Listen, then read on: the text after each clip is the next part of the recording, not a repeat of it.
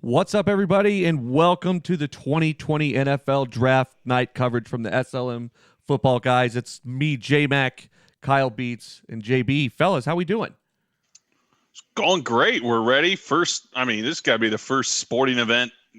Like I was telling you guys before, first time I've turned on ESPN in weeks. What about you? Yeah, I know you haven't seen the Jordan doc, which you really need to. That was the first thing I had locked in on in weeks. J-Mac was quick to point out Peyton's Place, which took place right before the Jordan's doc, is not the most quality program. It's kind of what we've seen a lot of, so I've stayed away from it for the most part. It's the worst thing I've ever seen. It was so bad.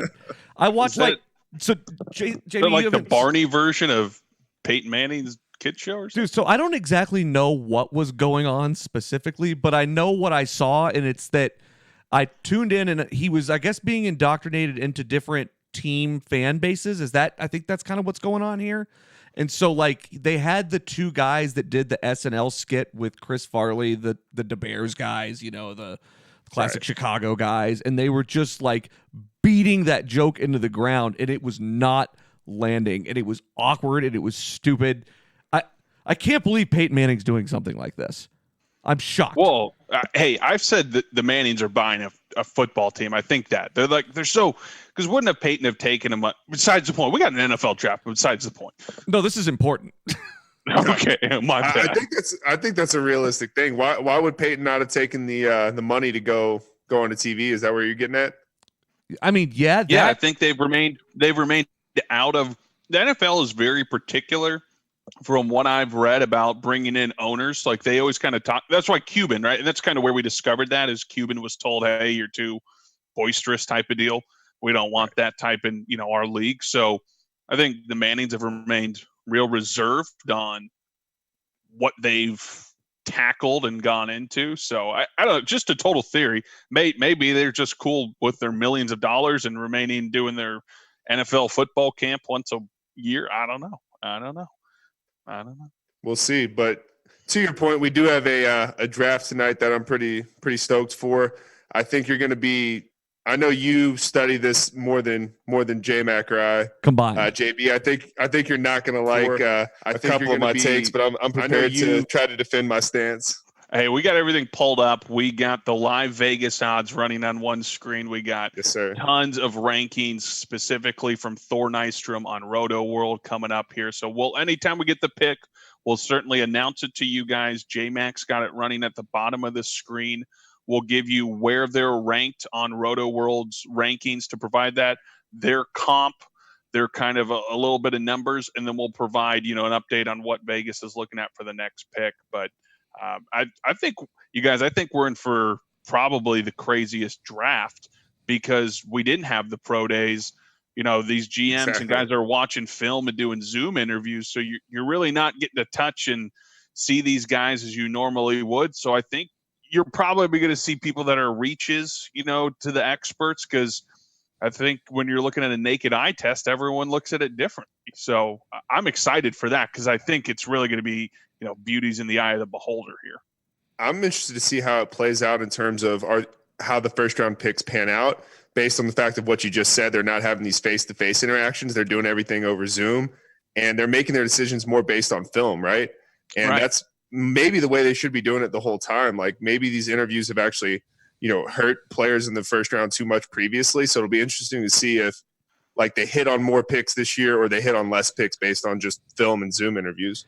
And I think that's a good point because, and that's a lot of what I've heard this week is a lot of talk around maybe a little bit more sure picks. You may see a little bit more, lineman, big boy type, runs on guys that you may not necessarily quite as often see in the first round.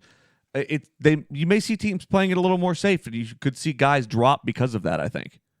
Yeah, I think it'll be interesting. I think you'll have a lot of teams try to stockpile picks. There'll be a couple GMs who go, hey, we won't have a good feel on it. Let's get, 15 darts in this draft instead of 8. Right. So it'll be, and then you'll have guys who are overly confident and go, hey, I'm going to go, I feel really good about 2 to 3 guys. Let's just get those guys that we know or we think we know and move out. But just to kind of update you guys on what we're seeing here, CeeDee Lamb is a heavy favorite to be the first wide receiver taken in the draft. That's over guys like Jerry Jeudy and Henry Ruggs, the two Bama kids. It's got to be one of those three. It's got to be one of those three. What's CD, like minus 140? Minus 180. Wow. So, you're betting $1.80 to get back $1 there. I thought this was interesting. This has been some recent movement. Justin Herbert over 5.5 in the draft position is minus 250. So a lot of people have been talking about potentially Tua sliding out, Justin Herbert sliding to or being the number 5 selection for the Dolphins. I'm not sure if that's changed or if they think the smoke and mirrors with Miami going an offensive lineman. But we have started to see that love for Herbert, I would say, settle down from what Twitter's been telling you the past 48 hours. Right. I think Tua would love either way to go 6 to San Diego and not be, you know how I feel about geographical, settings here, JB. For his family to be in Hawaii, to travel to San Diego or to Los Angeles is much tough. Better than traveling to Miami. Yeah, it's tough. I couldn't even imagine. I mean, he went to college. He went to college in Oregon. He's used to playing on the Pacific time zone. Imagine him having to play football in the East Coast. I tell you what, man, that'd be something. Do you guys think that this is a great opportunity for Roger Goodell this evening because he doesn't get to get booed at the draft tonight? We'll see if someone hacks in and boos. That would be the best hack. Just hack it and put booze all over it. That'd be incredible. Yeah, or the big black guy. I mean, it's a net neutral position for him at worst. Like, it's not going to hurt him. So, we went from doing this in front of the Bellagio on a platform to doing it over Zoom. What a world. Both interesting, but I was really wanting to see that Bellagio. That was going to be incredible. That was a bad idea. I know that's your spot, too, in Vegas. It is. Cool. That's a bad idea. There's been rumors J-Mac's been drug out of the craps tables and thrown in the fountain. That's just rumors. There's apparently a video. Claire won't release it. I've tried to pay her off, but she won't do it. She's loyal that way. But we were we were talking about going to Vegas for this, so I'm glad that we didn't end up doing that at the end. Now this worked out. I mean, I guess we probably would have gone regardless. I don't know. Whatever. It doesn't matter. There's a Make-A-Wish kid who was supposed to ride out on the boat. I mean, what the hell's he doing? God, poor kid. I know. I mean, hopefully they get him involved in Zoom here. Announcing a 7th round pick. Nice. Are they still going to do that? Are they going to do that ridiculousness, where it's like the 5th round and you have the Boys and Girls Club of Richmond announced? Are they still going to do those weird things? I can't imagine. I think they could pull it off. I think they could pull it off. I think they're crafty.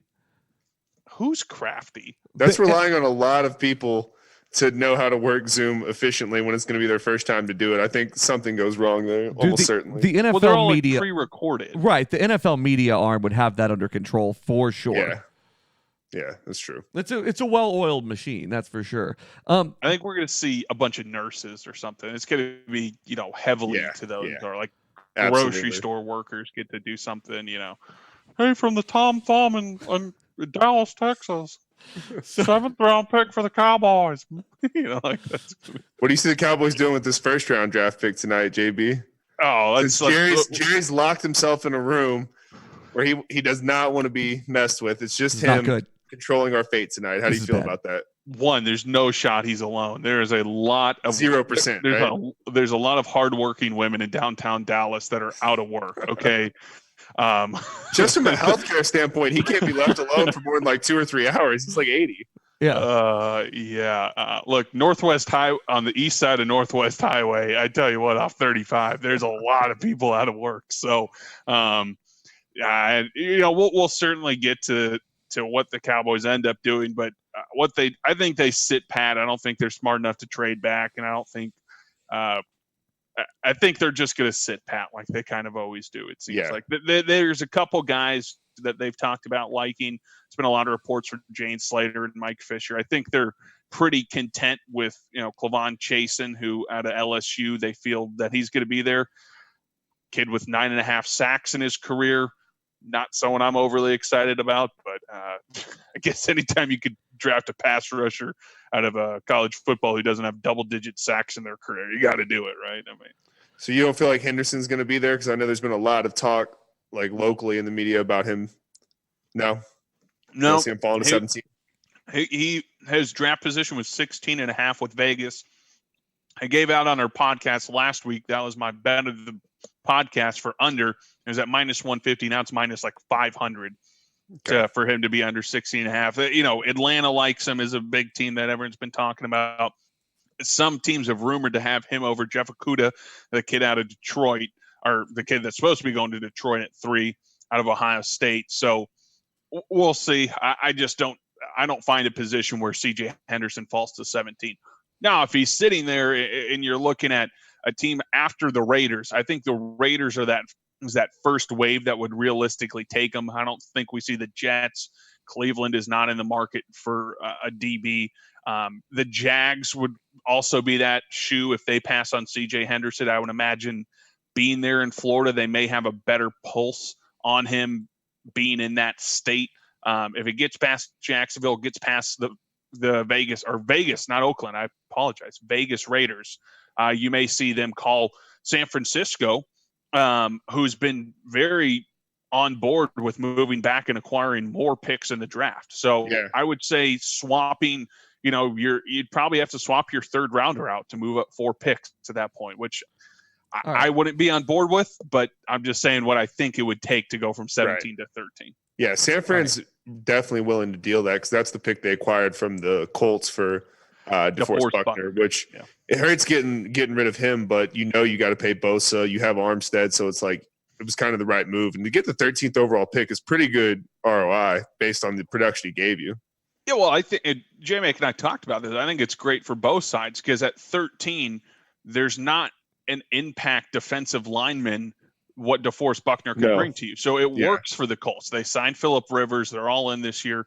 You bring in a disruptor right there. So, and this is something that J-Mac and I have been talking about off air and how overvalued these picks are, specifically this year, lacking the pro days, lacking the scouting. Would I rather have Jamal Adams, a proven all-pro safety, or the 17th pick? Rather have Jamal Adams. Would I rather have a second-round pick or Trent Williams? Give me Trent Williams. So we are at the top of the 16 hour. more picks before this. We got 16 more picks before the Cowboys are involved. So we got other things to talk about here. Yeah, so we got at the top here, Cincinnati. They've reportedly said they're not trading the pick, right, J-Mac? Is that confirmed? Yes. Okay, what's the odds that it's Burrow here? Like minus 800? $1 million. Yeah. I mean, you can't bet on it. It's free money. Bet on it. Yeah. You could have bet it a month ago at minus 10,000. It's like, great. If you want us to hold your money for a month and a half, we'll give you 10 cents back. Thanks. Oh, this is being narrated by Peyton Manning. Oh, there we go. The nurses already. J-Mac, I said it. That's one. The nurses are on ESPN right now. I told you. The first responders. I told you that. Mark it down. All right. Mark it down. I think this is the obvious pick for Cincinnati, and I think the goal here is to not to overthink this. I mean, it's the pick you have to make. I would trade out of it too, because I think you're not getting the best player in the draft. So I'm not an NFL scout, but I'm certainly not. But there's closer than both of us. There's some rumors, but if Miami gave me 3 first-round picks for the number 1 overall pick, and I move back 4 spots, I'd want to consider it, right? I mean, for sure. Cam Newton's out there if you want to move on. Jameis Winston is, a mid-20-year-old quarterback, former first-round pick. I'm not saying that that's the right move, but there are options where you could load up on talent. But no, I think you got to take Joe Burrow. You got to give fan base. It will be interesting. Zach Taylor is the second-year coach. If they do struggle this year, let's say they go 3 or 4 wins, do you bring back Zach Taylor for a third year? I mean, do you try to go in a new direction? I think it'll be interesting to see if these two grow together, because Zach Taylor was brought in because he was supposed to be an offensive wizard. He worked under Sean McVay. He's supposed to be that type of guy to take their offense to the next level. So, do you do that? Do you trade back into the first round to get Justin Jefferson, the wide receiver out of LSU that Burrow's played with? There's a lot of factors I think that are interesting with Cincinnati's pick here if they decide to, because they only have their 7 picks, which is weird for a team this bad. You would have thought they would have traded at some point to get extra picks, right? Yeah. I mean, it's the pick you got to make, but I think there's definitely an argument that I don't even think it's actually an argument. He's not the best player in the draft. Like Chase Young's going to be the most impactful immediately, I should say. And he's obviously more of a sure thing because there's no sure thing quarterbacks really at this point. I mean, it's like 50-50 even in the first round. Yeah. So we're all in agreement. We got Burrow. They're going there. Chase Young going to the Redskins. So, well, let's update this. We do have Jeff Okudah still favored as the 3rd overall pick in Vegas, minus 145 odds on that. The next favorite for the 3rd overall pick is Tua. So I guess you're kind of factoring in if someone trades to that 3, leaves Jeff off the board. I think basically what Vegas is telling us here is that Detroit's going to be holding pat. They're not going to move their pick. They will sit at 3 and select the quarterback. Now, I know J-Mac saw this on Twitter as well. Apparently, Matt Patricia and the GM disagree in Detroit on who should be the pick or maybe what they should do at 3. So something interesting to watch. We still do have CeeDee Lamb as the favorite to be the first wide receiver taken. That has not changed for us. Where are Judy and Ruggs there? Judy, so Judy's second at plus 140. And then you have Ruggs at plus 325 odds to be the first overall wide receiver. I think the value there is better, but I think Lamb's probably the first off the board. I think so. I think you could see someone jump up potentially, especially with a couple teams trying to. I mean, wouldn't it be great if CeeDee Lamb went to Arizona?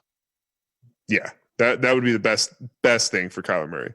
Kyler Murray with Nuke, CeeDee Lamb, Fitzgerald, Christian Kirk. Oh my goodness. Yep. That would be fun. That'd be incredible. But I mean, do you think they're really going to go wide receiver considering they just traded? No. I'm just saying it'd be fun. Oh yeah. No, that's what I was saying. Like if Ruggs fell to is Tampa Bay at 14, like it makes no sense. Like Tampa Bay needs to address their O-line. But it would be incredible if they put Ruggs with that 4.2 speed on the field with Godwin, Gronk, and Mike Evans. So this is an interesting part. Vegas has the Cardinals minus 200 to select an offensive player in the first round. So I think you're factoring obviously an offensive tackle there, sure. But it's an interesting rating there. I mean, that's not great value, but you feel like it's almost a lock because they have to address the offensive side of the ball. You invested the first overall pick in Kyler Murray last year. Yeah. They have 6.5 O linemen as in the first round. That's a big number. That's what I was telling you. That's what I was saying earlier. Yeah, I mean, you typically do have a couple studs, and Roger Goodell, here we go. He's in his basement. Oh man, you know what? For a guy that makes $40 million a year, I expected a better basement, but I guess. Okay, we're tributing to the nurses. All right. Yep. J-Mac, lock that one down. He's got a lot of NFL. I don't see any arena footballs in the background. This is ridiculous. No, I like your arena football though. Not even respecting the Arena Football League and the fans that were brought in. Unreal, Roger. Is that on the clock book back there? Is that what that is? On the clock. The irony. Come on, Roger. I know, right? Come on. At least try harder than that. God, that's terrible. Why doesn't he need 2 TVs in his basement like that? That's such an odd setup. Well, he seems like why has he got like a 42-inch and a 24-inch? Like it's kind of. I know. And yeah, I mean the 42-inch in general is, pretty small. And I mean, you have to have a TV on the other side to balance that out, right? You can't just have 2. You have to have. Yeah, there's a third TV out here to the right we can't see for sure. There's gotta be. Yeah. How do you feel about Burrow as far as like the situation of going to Cincinnati? I know that's an organization you and I have been pretty harsh on, J-Mac. I think that there's a 90% chance it doesn't work out for him for whatever reason. It just seems like one of those types of things, dude. 90% chance it doesn't work out. And I've done a lot of research on just that organization in general. I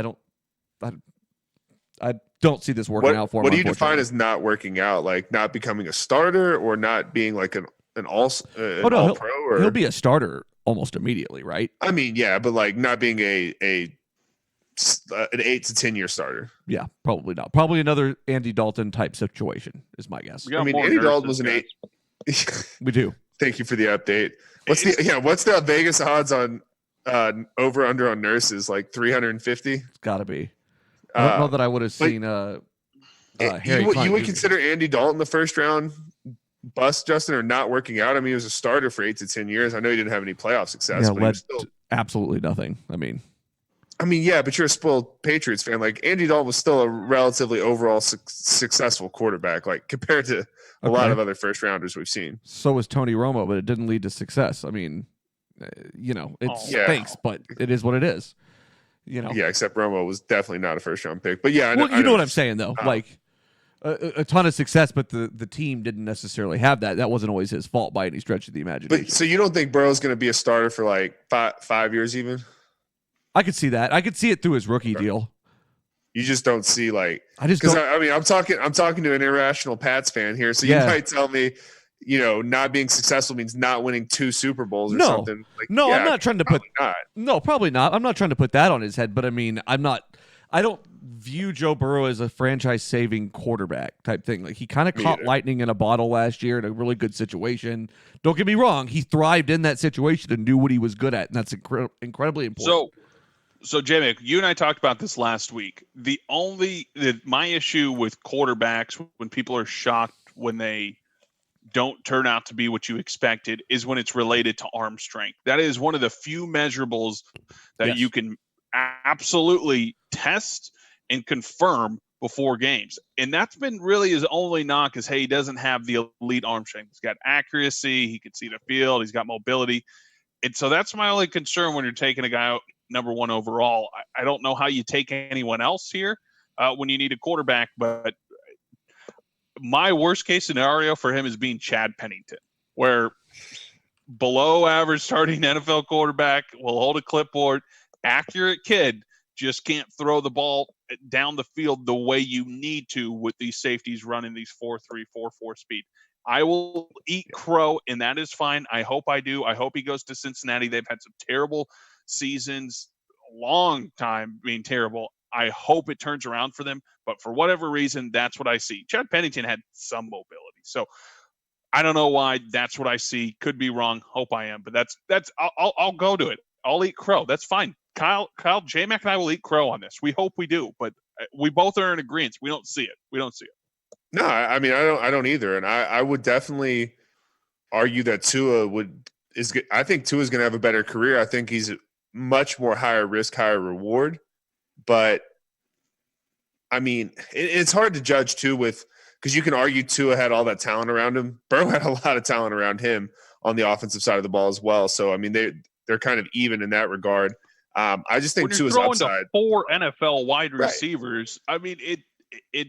Again, I'm not taking away from anything he did, but he didn't really throw into these closed windows, and his wide receivers were ridiculous. Not taking anything away. Great college quarterback. I'm just not sure that we're going to see it translate again to a team that has a terrible offensive line, a running back that's holding out. AJ Green doesn't want to be there clearly, and he's in his mid to young 30s now. I mean, at some point, you got to think about it. All right. Yeah, I mean, go ahead. One thing I was going to ask you guys before we keep going, let's put up a poll real quick.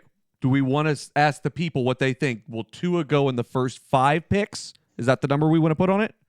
Yeah. That's the number in Vegas is 5.5. Okay. So will Tua be taken in the first 5 picks? I'm putting it out. You guys go out there and vote on it.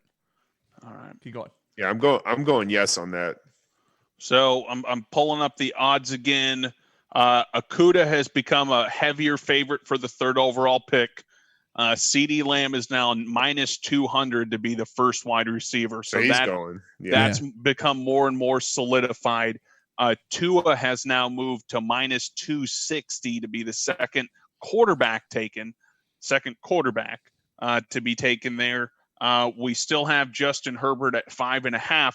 So I almost feel like the last week we may have seen some smoke and mirrors where it could end up kind of what we've thought. Tua in Miami, Herbert falling to 6 to the Chargers.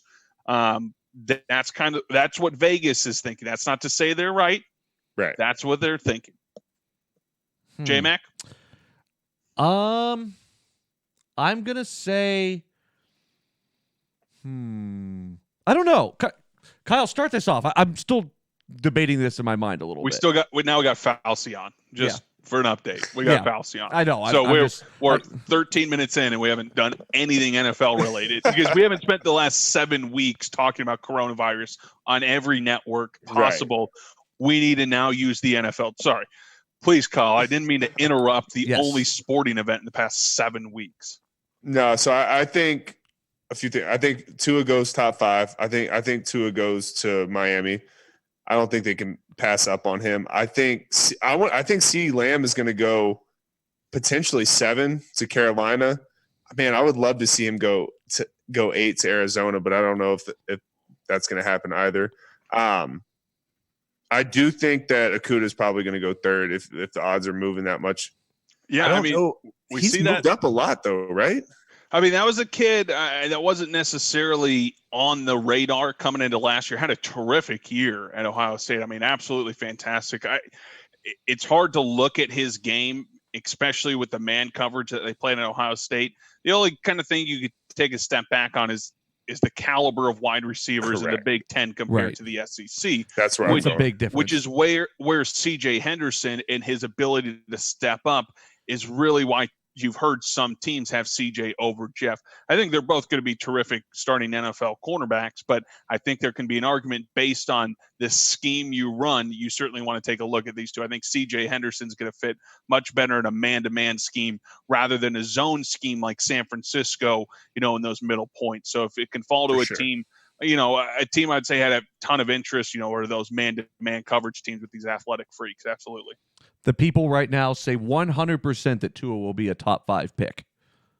I think it's all smoke and mirrors. Someone's got to fall in love with that kid, right? And Saban is very well tapped in and has been noted to very much help recruit his guys to the NFL, to these coaches. He's been a stable there. So I think when these NFL coaches are calling Saban, oh God, what is going on? JB, can we talk about this shit show that we're seeing on television right now? So if you guys are not watching, ESPN is showing about 15 Bengals fans, and then it looks like I think that's Zach Taylor. Yep, Zach Taylor sitting at a sad desk. Yeah, he's got a dual monitor. He's got probably a worse setup than most of us. I love that he has an old HP printer. Look at the printer, dude. That's the first thing that stood out to me. What the fuck is that? And then a black and white photo. Is that like his great grandparents' wedding? What is that? I'm putting out a poll asking the folks at home if they have a better work from home setup than Zach Taylor.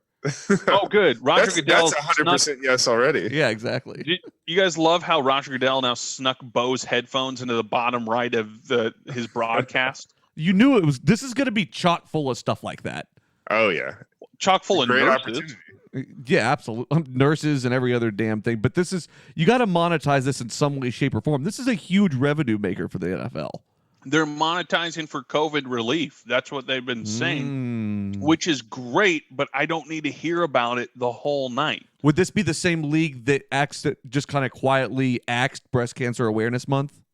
Oh, is he trying to rile up fans on TV? Yeah, wow. This is sad. I'm glad I have it on mute. Yeah, me too. They know that we can't boo it. To answer your question, J-Mac, yes, it is. Okay, just checking. So I think there's a luxury tax on their proceeds. They think that we didn't notice, but we noticed.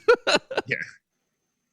It really just quietly went away. All right, we have Bengals coming up here. I mean, I don't know. At this point, it's just a COVID relief draft. We'll get to the draft tomorrow. I don't know. It's fucking ridiculous. Did you see the where it's showing all like the potential first rounders in a giant Zoom window a minute ago? It's like, what am I looking at? 32 different. It's Duke Tobin. Oh, what a Duke Tobin? How do you? Hey, come on. He's got a way better setup than Zach Taylor, though.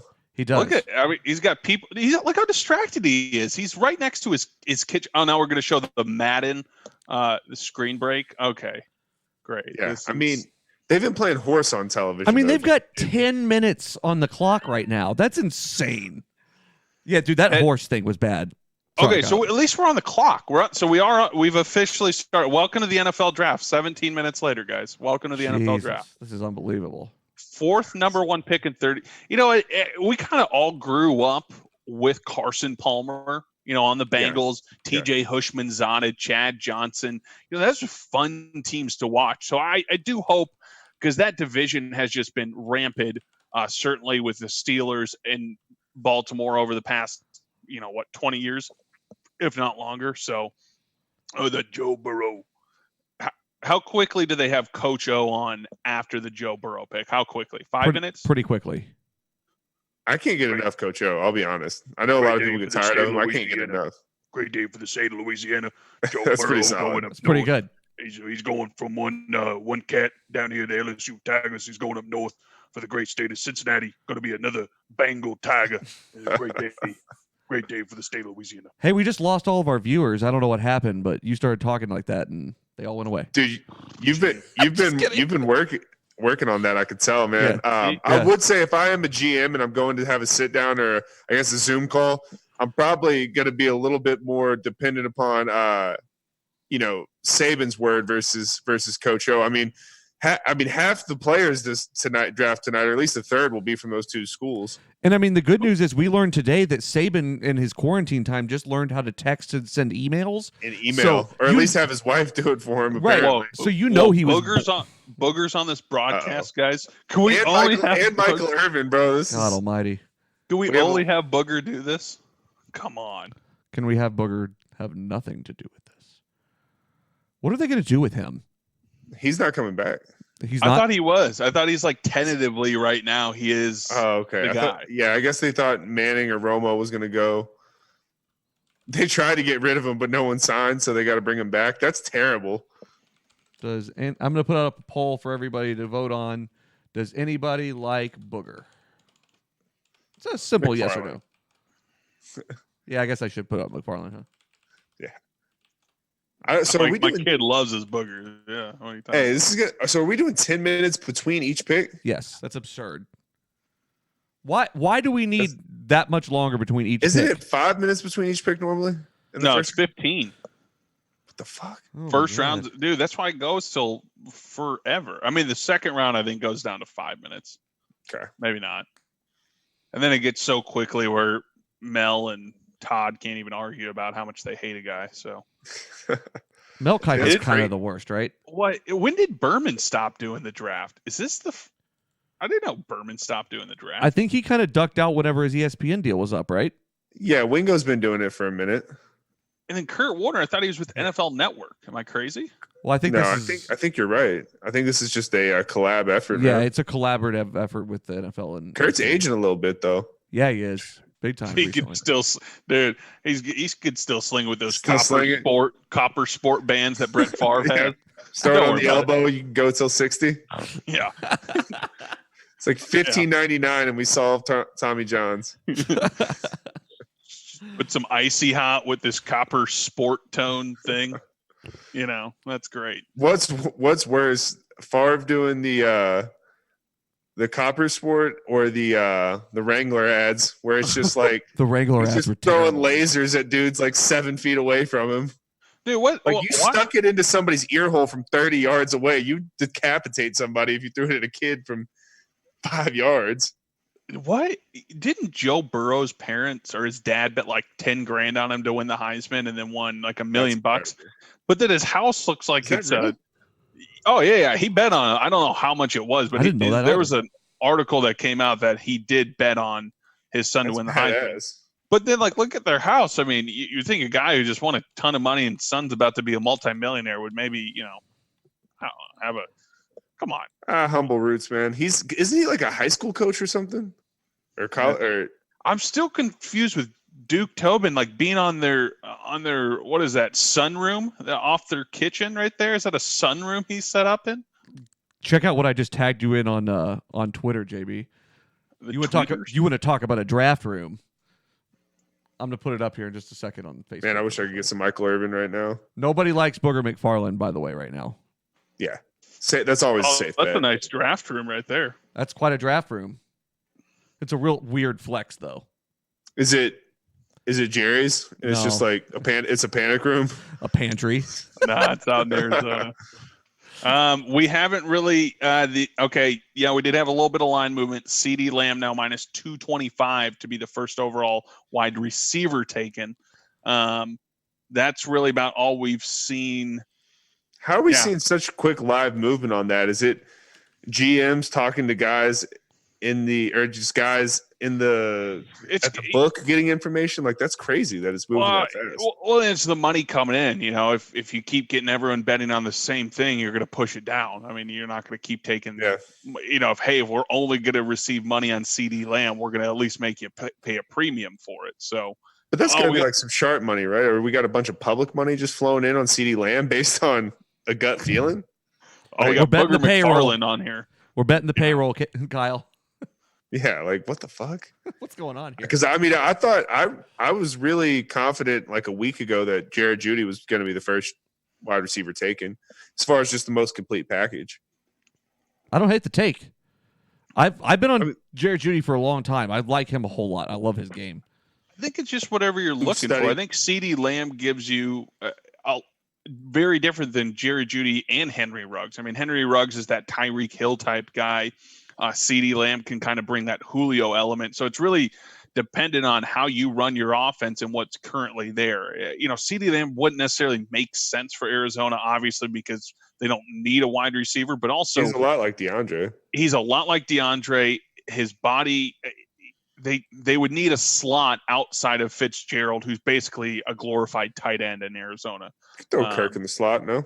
Oh, the pick's in, but we're super delayed still, so that's great. Just electronically, these things we need to show his humble beginnings and the broken home. Like, did he live there? Or are they just showing me a garage with dirt on it? Well, yeah. I pulled up his hometown though, population 3,000, so definitely a small town guy. But like, are they just showing me the city he grew up in, or his actual home? Well, that's what I was wondering. I guess we should have been listening, but I highly doubt that was his home. No. Well, now I take back ragging on his dad. I'm sorry. I do agree. I do agree with you. Jeez. Jesus. Lost it immediately. It is more need based. I really like Ruggs a lot. I mean, I don't necessarily think he's the most talented football player, but I think he's obviously the best athlete. Like, if you look, his combine was absurd. I told J Mac this the other day, JB, that's the only player I would ever draft in the first round without having seen him play any football, like, or even the combine. Just watching him play basketball, I was like, yeah, I'll draft that guy as a first round NFL player. Oh, watching that dude dunk on people was unreal. Dude, he's 6 foot, like 5'11", 6 foot. They'll tell us he's probably 5'11" and 7/8. I'm sure we'll get down to the 8s. I need to know, dude, like, why do I need to know what their arm size is down to like the 16th of an inch, their arm length? It's ridiculous. All right, the pick is in. Joe Burrow had a Bengals hat in his hand. Come on. He was hiding it a little bit till the pick was in. But you saw the orange B on the back of it. All right, Joe Burrow, Bengals. Pick we're moving forward. All right, we got a unanimous. All right, it just so you guys know, J-Mac is updating on the bottom. Any trades that happen in the first round, he will swap those out. You'll see already trades that have happened. He's adjusted those teams, and we'll have Joe Burrow running on the bottom. Burrow throws on his Beats by Dre edition, and he's FaceTiming Zach Taylor as we speak. Hey, great for him. I mean, anytime you transfer out of a school and end up still being a first-round quarterback, and we might actually see a couple of those tonight, if not just second-round kids, you got to salute the hat because that's tough. I mean, they talk about in the NFL changing offensive coordinators being tough. I would imagine changing schools and being that young is tough as well. So, good. So we got Bro. I was gonna say, you think Bro could splurge for some wireless headphones, dude? Right? Come on. Beat. Who like, makes wired beat like headphones at all anymore? He had to make sure he didn't get any free endorsements, so he didn't lose his Heisman Trophy like Reggie Bush, and that'll happen. All right, we got Washington up next. How are we feeling here? I mean, that's just as much of a lock that it's going to be Chase Young. That number one was going to be Burrow. I think so too.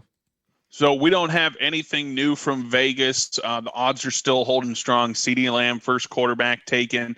Jeff Okudah, that's going to be the third overall pick. Tua favored to be the second quarterback taken, obviously with Joe Burrow off the board. So we haven't seen anything new.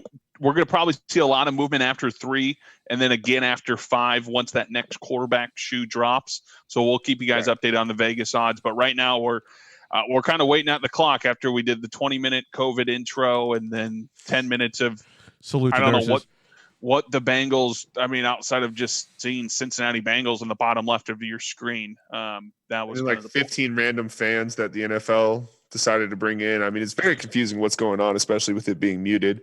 I can tell you from a Cowboys perspective, I'm not excited about seeing Chase Young twice a year. You shouldn't be. This guy's right. Like, this guy's one of the best prospects I would say in the last decade.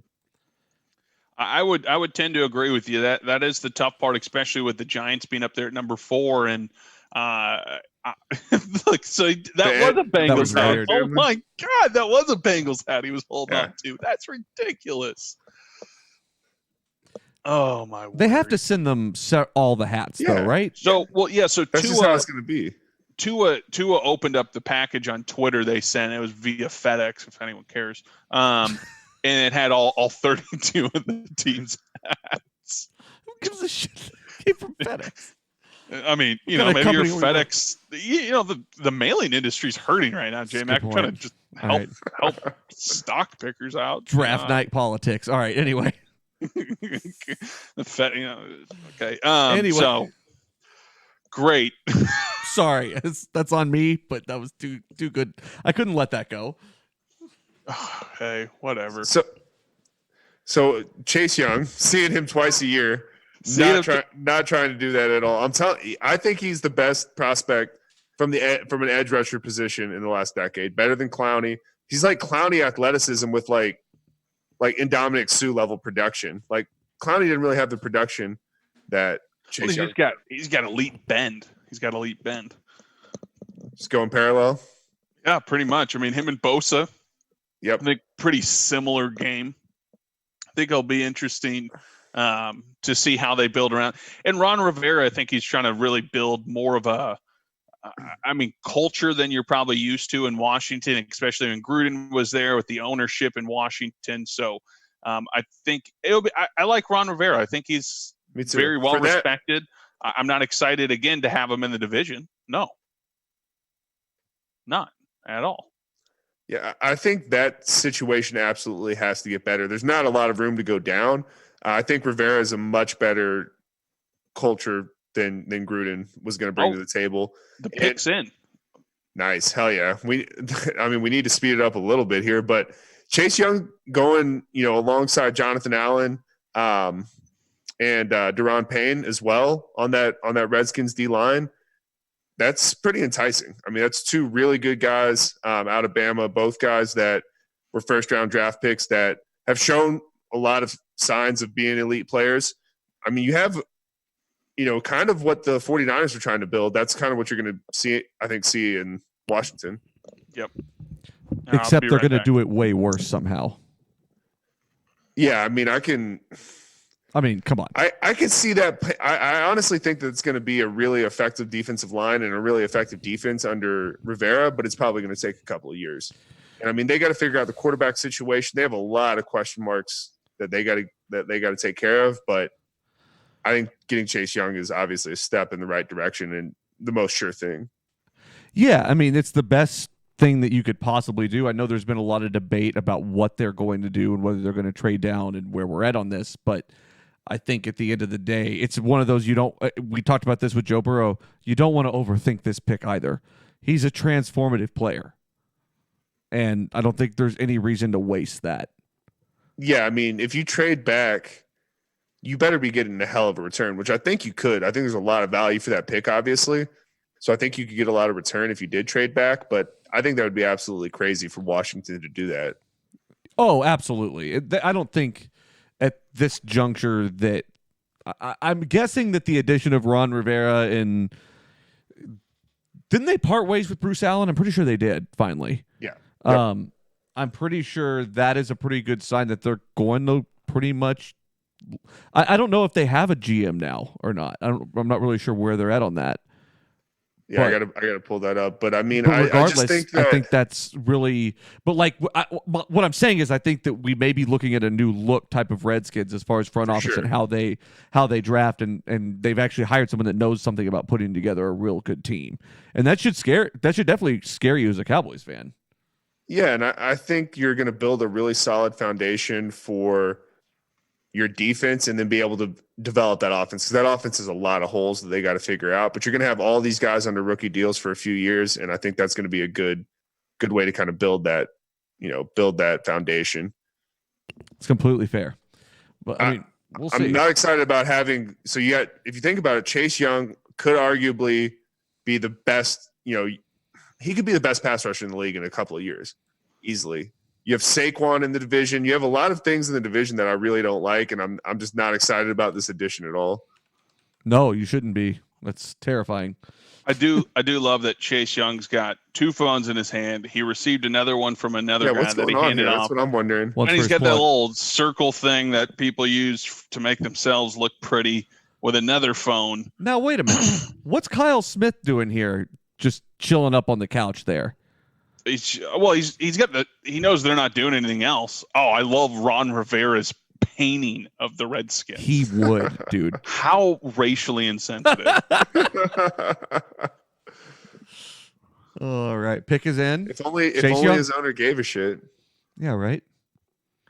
Oh, wow, not only does he not give a shit, but he digs his heels in on it. That's the worst part. Okay, so we're using the 42-inch TV as, I guess, the fans of the team on the clock. We're using the 24-inch, the travel size, to represent the team drafting. Is that whole thing a green screen? No. That's his basement. Yeah. That would be incredible, dude. I mean, think about the time we live in now. It looks like a green screen in a lot of ways to me. How much time do you spend with green screens, dude? A lot more than you'd think. So where are the Akuda odds at now? We're looking live. So we got -150, which I think is a steal since this has not been traded. I want to lock that in. Yeah. I would absolutely be looking to get some shekels down on that. It is a fantastic pick. Some shekels. I'm sorry, I didn't expect you to say that. Go on. My fault. The movement we've seen most on is continuing to be CeeDee Lamb. CeeDee Lamb is up to -260 to be the first wide receiver taken. That's just that we started the night at -150. Actually, started this morning at even money, pushed out to 150 an hour before the draft. When we jumped on air, got to 180. Oh, God, here we go. Chase Young highlights just sacking this 110-pound quarterback. Dude, God. It's crazy how fast he is. I absolutely love watching these guys just get dunked on. You're going to be watching in your division, buddy. No, well, I mean, Dak's a little different than the quarterback from Indiana. Dak's not. He's not a Dallas Cowboy. He's not under contract right now. What you're talking about. We got what's his face out of. I don't have the energy for that tonight. I really don't. J-Max made me go insane in my own head with those conversations. I can't help it. It's just too much fun. I feel for you. I really do. It's so bad. We got an odds alert. Jeff Okudah is now -165. So I think now that you're under 3 minutes, these guys are going, hey, they're not moving the pick. I am intrigued. I mean, this is really the first pick where we think we know who the next best player is. But if you look at Detroit, you go, Stafford's aging. Is he going to resign? Do we want to start a rebuild? Would it make sense to bring him in? A guy like Tua would be such a dick swing pick. That'd be awesome. I mean, I think you could still move Stafford. Like, I think he still has a lot of value. He's better than a lot of starters. Or you could still move Tua. You can bring him in if you didn't get the package.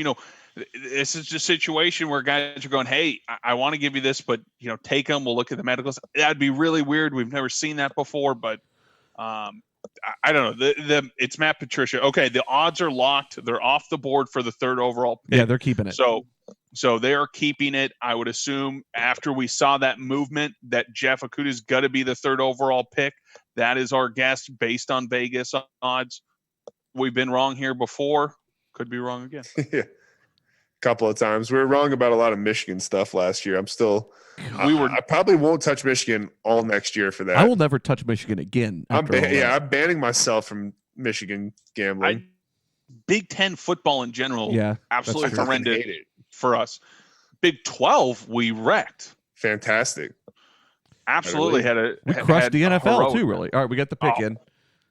6 more minutes, guys. Yeah, if we learned anything last year, it's that bet on professionals, not kids. Oh, look at Louis Riddick with the old Tecmo Bowl or football game in the back. It's not Tecmo Bowl, but the little handheld. Yeah. I honestly have no clue who this guy is.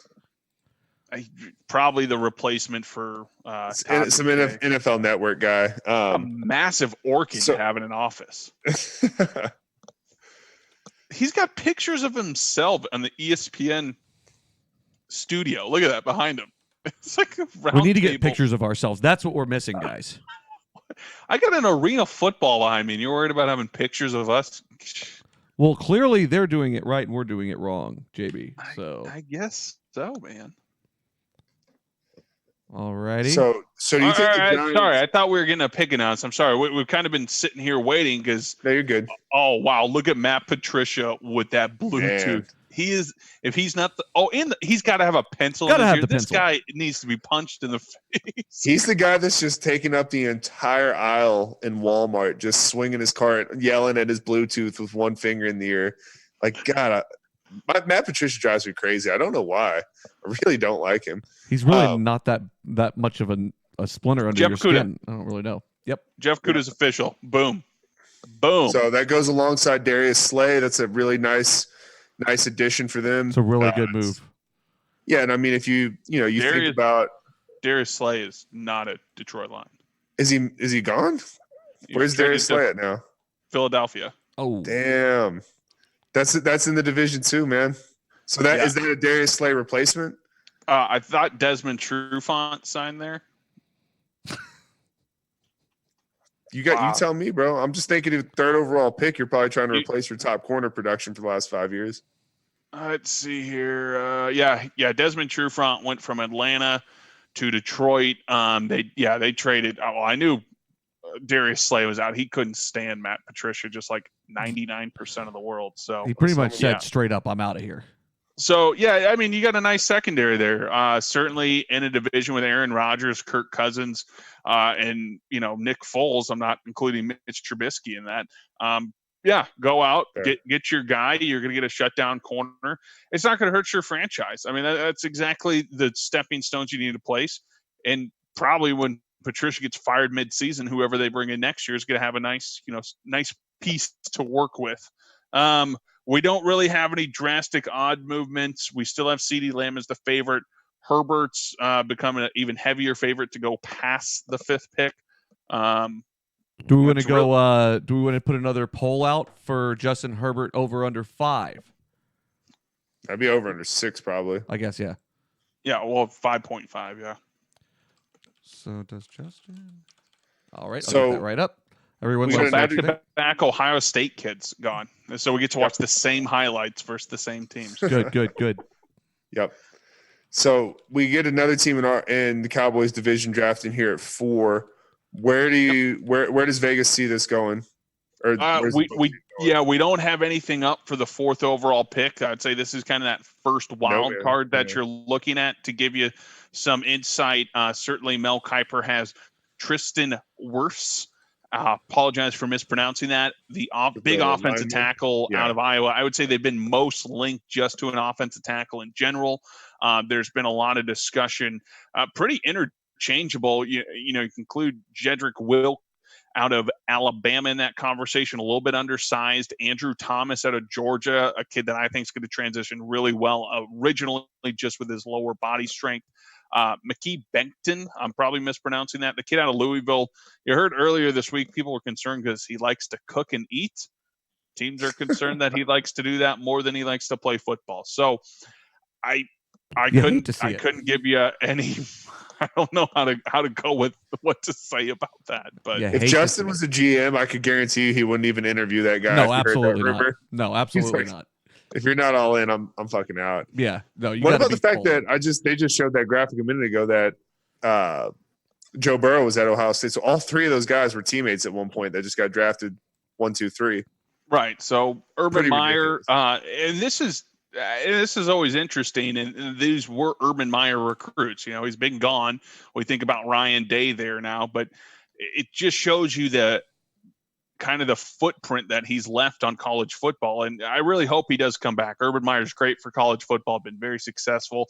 It'd be nice to see a guy like Urban go to the West Coast to kind of re-energize the powerhouse out there. So to give you a little idea here, Thor Nystrom, Roto World tackle rankings does have Tristan number 1 with the comp being Brian Bulaga, the former first-round pick by Green Bay. Andrew Thomas is his number 2. The comp for that is Russell Okung, who's been a mainstay in the NFL for many years now. Jedrick Wills, the kid out of Alabama, has a comp to Jason Peters, the longtime Eagle that certainly is fading out there now. So those are the 3 kind of some big tackle names, not necessarily the elite comps that we've maybe been used to in the past with tackles going this high in the top 5, but certainly some mainstays. Just to give you some characteristics here, all 3 of those tackles are 6'5" or shorter. So, Kyle, kind of how do you think that's a big deal here, being 6'5" or shorter at this point with the tackles? Not necessarily, because I think with the way the schemes are now, where these guys are like, so if it's a pass, clearly a pass play, and they're pass blocking, they're 2 yards away from the guard almost at the snap. So my point is, it's more about speed, and all these guys have great footwork and pretty good hand speed, and that's why they're being drafted there. As long as your lower body's strong enough and you have that base and your hands aren't tardy, you're going to be fine. So the 6'5", 6'3", 6'4", that's a little bit of a red flag for a tackle, but now 6'5" is perfectly fine. They're all right in the 320 range. I've been using the Draft Network prospect rankings. They have all pretty much the same comps. Except Wirfs, they have Cam Robinson, but they actually have Will. So they actually have Wirfs second and Wills first. So just a swap there. Yeah, so we're bringing you different rankings, certainly to give you a little bit perspective. We don't want to be biased, but trying to give you what other folks are looking at. So that's interesting. That's an interesting track. So we've got 2 minutes on the Giants clock. I'm not sure if they're maybe looking to trade. To give you some perspective, David Gettleman has never traded back in the first round in his career. So really, a lot of people talked about this being a popular spot for the Giants to move back in the draft, acquire more capital and picks. But when it's a guy who's never done that before, not to say he can't do it, but certainly he would be breaking the mold at this point, I would say, to move back. If they do that though, who's moving up? Is it, and it's to get Tua, I would assume? Step in front of Miami. Yeah, this is whoever you think Miami. And it could be, if the Giants don't love someone, Miami's had all these smoke screens about wanting to take a tackle. Are they saying, hey, I'll give you a 3rd-round pick not to take our guy? Great, we got more nurses on the screen, by the way. You gotta chill, bro. We'll get through it. It's not the last one you're going to see. No, that's for sure. I'm putting a poll up right now asking about whether the Giants will trade the 4th pick or not. I don't know that they will. We're past that now. Yeah, we're good now. I think we would see a trade alert probably across the bottom, but I would really like to see them move back. But I'm just not trying to see my teams get better. Although they could acquire more capital and hit on a couple of picks. So come on, a tackle here doesn't scare me as much. No, they need somebody to juice that Jason Garrett offense, boys. Come on. Have fun. Okay. So I can't wait to watch. So I think it's definitely going to be a tackle here. It's just going to come down to is it Wills or Wirth. So we got the pick is in. It's going to be interesting here to see where they went. Still no odds in Vegas though. Nope. Okay. We got nothing there. We're kind of frozen. Oh, okay. We got some movement on things. CeeDee Lamb's now minus 300 to be the first wide receiver taken. And where do you see that going at though? Like I'm looking at it here. I'm thinking the first receiver earliest would be Carolina, maybe Jacksonville. So the interesting thing to look at here is the 5th overall pick is minus 1,000 to be an offensive player. So I know that doesn't eliminate or talks about a quarterback, but pretty much tells us, hey, it's going to be a quarterback or a tackle here. Okay, so we got the pick is in. They're showing, I guess, the New York Post page with Joe Judge, the former Patriots, special teams and assistant to the assistant head coach. Wow, that's a interesting. That room just stresses me out that he's in. Nice feelings, though. Some of these guys got to get better setups, man. It's like, dude, this is exactly where I think this dude would be, 100%. Kyle, I did see this is the first year that Rich Paul is in, or that Clutch Sports, I guess, is in, like in the football game. First 2 clients to sign. Who's that? Chase Young. You want to guess the other? Well, that makes sense because the Ohio State connection. Is it another Ohio State player? Yep. Is it Joe Burrow? Nope. That'd be fucking crazy. Think about it. Get back to me. All right. We got to pick it. Dobbins? Nope. Just tell me. No. We'll get back to it. Keep the viewers waiting. All right. We have. I don't know how much longer they can tease this pick at this point. That's incredible, though, that Clutch gets involved and then their first client goes second overall. Pretty good. Oh, actually, man, those Giants fans are insufferable, even on mute. They're the worst. Andrew Thomas, the Georgia kid. Wow. He's third on this list. He was he was 7-1 odds to be the first tackle taken. That's incredible. That's unbelievable. He does not look that excited. No. No, I mean, he's probably from Georgia or somewhere in the area. So if he's from the South, going to New York City, I mean, that's not, especially with what's going on. I mean, that's not necessarily, hometown, some small town in Georgia. Like he's probably not that stoked to go to NYC if he's, a small town guy. I guess not. So we do have him going here for the first tackle. He had a Spark score of 53.8 for anyone sitting at home wondering what he did. This is a kid who really dominated his freshman season coming on. He had just an absolutely great ranking for Pro Football Focus. He started 41 out of 43 games there at Georgia. So this kid, I mean, like you said, Kyle, kind of fits the build, 6'5", 320 pounds coming off here. This kid was Sony Michel. I mean, he just absolutely held off the blocks. I think he's going to be more of a right tackle, they project, it seems like. They just showed him playing both. Yeah, I think they're projecting him kind of on both ends, of course, but it sounds like right tackle could be where he ends up. A little bit younger of a kid, too. So I think they're looking more long, he's 21. I think they're looking at this long term, certainly for the franchise with Daniel Jones and get some, a building block, just like the Cowboys have done with their offensive line. Right. That's a good point. I do think that they're gonna, because they just showed him he was playing right tackle when Chubb and Michelle were running behind him, so he must have moved to left tackle last year. And I think they're gonna have to try him out at left tackle, though, right? Like, I mean, you can't draft a guy 4th overall and not try to play him at left tackle. Like, you don't go 4th overall for right tackle, do you? Or is it just a safe pick? David Gettleman's putting on a face mask right now. Is he done? J-Mac, oh my word, I wish he saw that.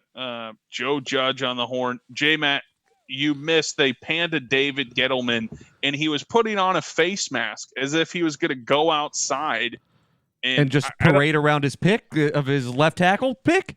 Yeah. So I don't know. So did some reading. Andrew Thomas, kind of Cal Beach and I have been talking about him. Looks like an absolute road grader. Oh yeah, in the run game. I mean, it looks like this kid runs over people. So I think that kind of pans back to the Belichick coaching tree that Joe Judge has come under. Establish the run game, hit that pass, get your flexibility in your tackles, can play both sides.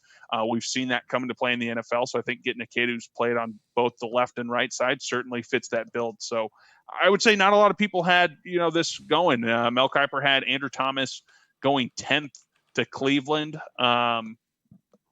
Again, kind of the note that he put on there, versatile kid, can play left or right side. So, all right. So the Dolphins have to go Tua here, right?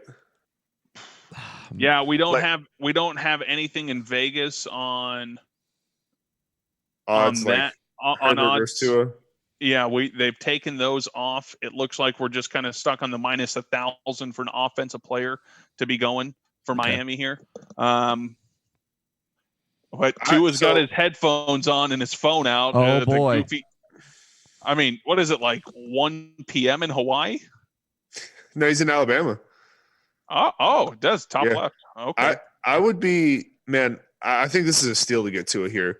I understand his hip basically got, demolished in that hit, but he's had the other injuries. I get all that, but he's, to me, a more talented player than Joe Burrow. I would have taken him 1, even with the risk. I said that. I know Joe Burrow is a safer pick, but Tua's had more of a track record of success, and I just think I like his game. It's just something I've never really seen before. As per usual, Brian Flores looks absolutely pissed. He does always look pissed. Yeah, did you see the graphic of the players they've traded? Yeah. They traded 3 Pro Bowlers plus Robert Quinn. I mean, Kiko Alonso. And they traded Tannehill, Minka Fitzpatrick, and Laramie Tunsil. You remember that? Pretty much a full teardown. Yeah. You remember back in the day? 3 first-round picks tonight. The Kiko Alonso for Shady McCoy, the Buffalo. Wow. In Philly. Eagle swap. Oh, my God. What a terrible trade. Armed robbery. Today, whatever. Running backs don't matter. But yeah, but I mean, that was like peak Shady, where he was like one of the best, if not the best back in the league. That boy could play. I mean, Brian Westbrook getting hurt, he owes everything to Brian Westbrook basically dying so he could burst onto the scene with McNabb and Andy Reid and pick us in. Sean. We got Lewis Riddick here. Kind of shocked. There's those rumors Lewis Riddick was going to snag a GM job. That would have been interesting. I want to see that. I like Lou a lot, man. Like his every time I see him on ESPN, like he's one of the guys I actually like a lot. Every time I hear him on a podcast, he's pretty solid. That's probably so. He'd probably be a terrible GM if we like. Great television personality. Yeah, that's the reason he's in television. Yeah, so probably translate terrible to actually being a GM. But yeah, I think this is a huge opportunity for Miami to upgrade here. I mean, it's not like they have 3 first-round picks, right? So they could trade this back, acquire more. They could, try to ride out Josh Rosen, or, I mean, is Fitzpatrick still got another year left on the? Yeah, Fitzpatrick and Rosen. Dude, like what, if you do take Tua or Herbert, you got to move Rosen. I mean, that guy. I think you can move Rosen. But a 4th or a 5th. 3rd or 4th, maybe. If I'm the Cowboys, I go get Rosen. You got a cheap backup, a first-round talent for a 4th or 5th-round pick. Please, why not? You tell me Mike McCarthy couldn't make him look good in the preseason to bring back a 1st or a 2nd the next year? Here we go, fellas. Good point. Miami Dolphins. Kurt Warner's hair looks good. His hair does, but he looks like he's aged a little bit, man. I mean, I guess he has. Because he was like, 30 when he came into the league? Yeah. Yep. It's a good pick. It's almost a no-brainer. Yeah. Oh, so okay. A little behind you guys, but yeah, Tua. Wow. So if you look at where they have the rest of the evening, they're also at 18 and they're also at 26. What do you see him doing there, JB? What else do you see him addressing? Like, I'm looking at team needs, his tackle. Yeah. So so here we'll quickly just go over Tua here. I'm not sure if we necessarily need to, but so Tua out of Alabama, we've seen some interesting comps for him. If you want to get loaded up on the NFL one for Thor Nystrom, again, Roto World, his comp for Tua is going to be Steve Young. That's pretty much the easy comp because he's a left-handed quarterback.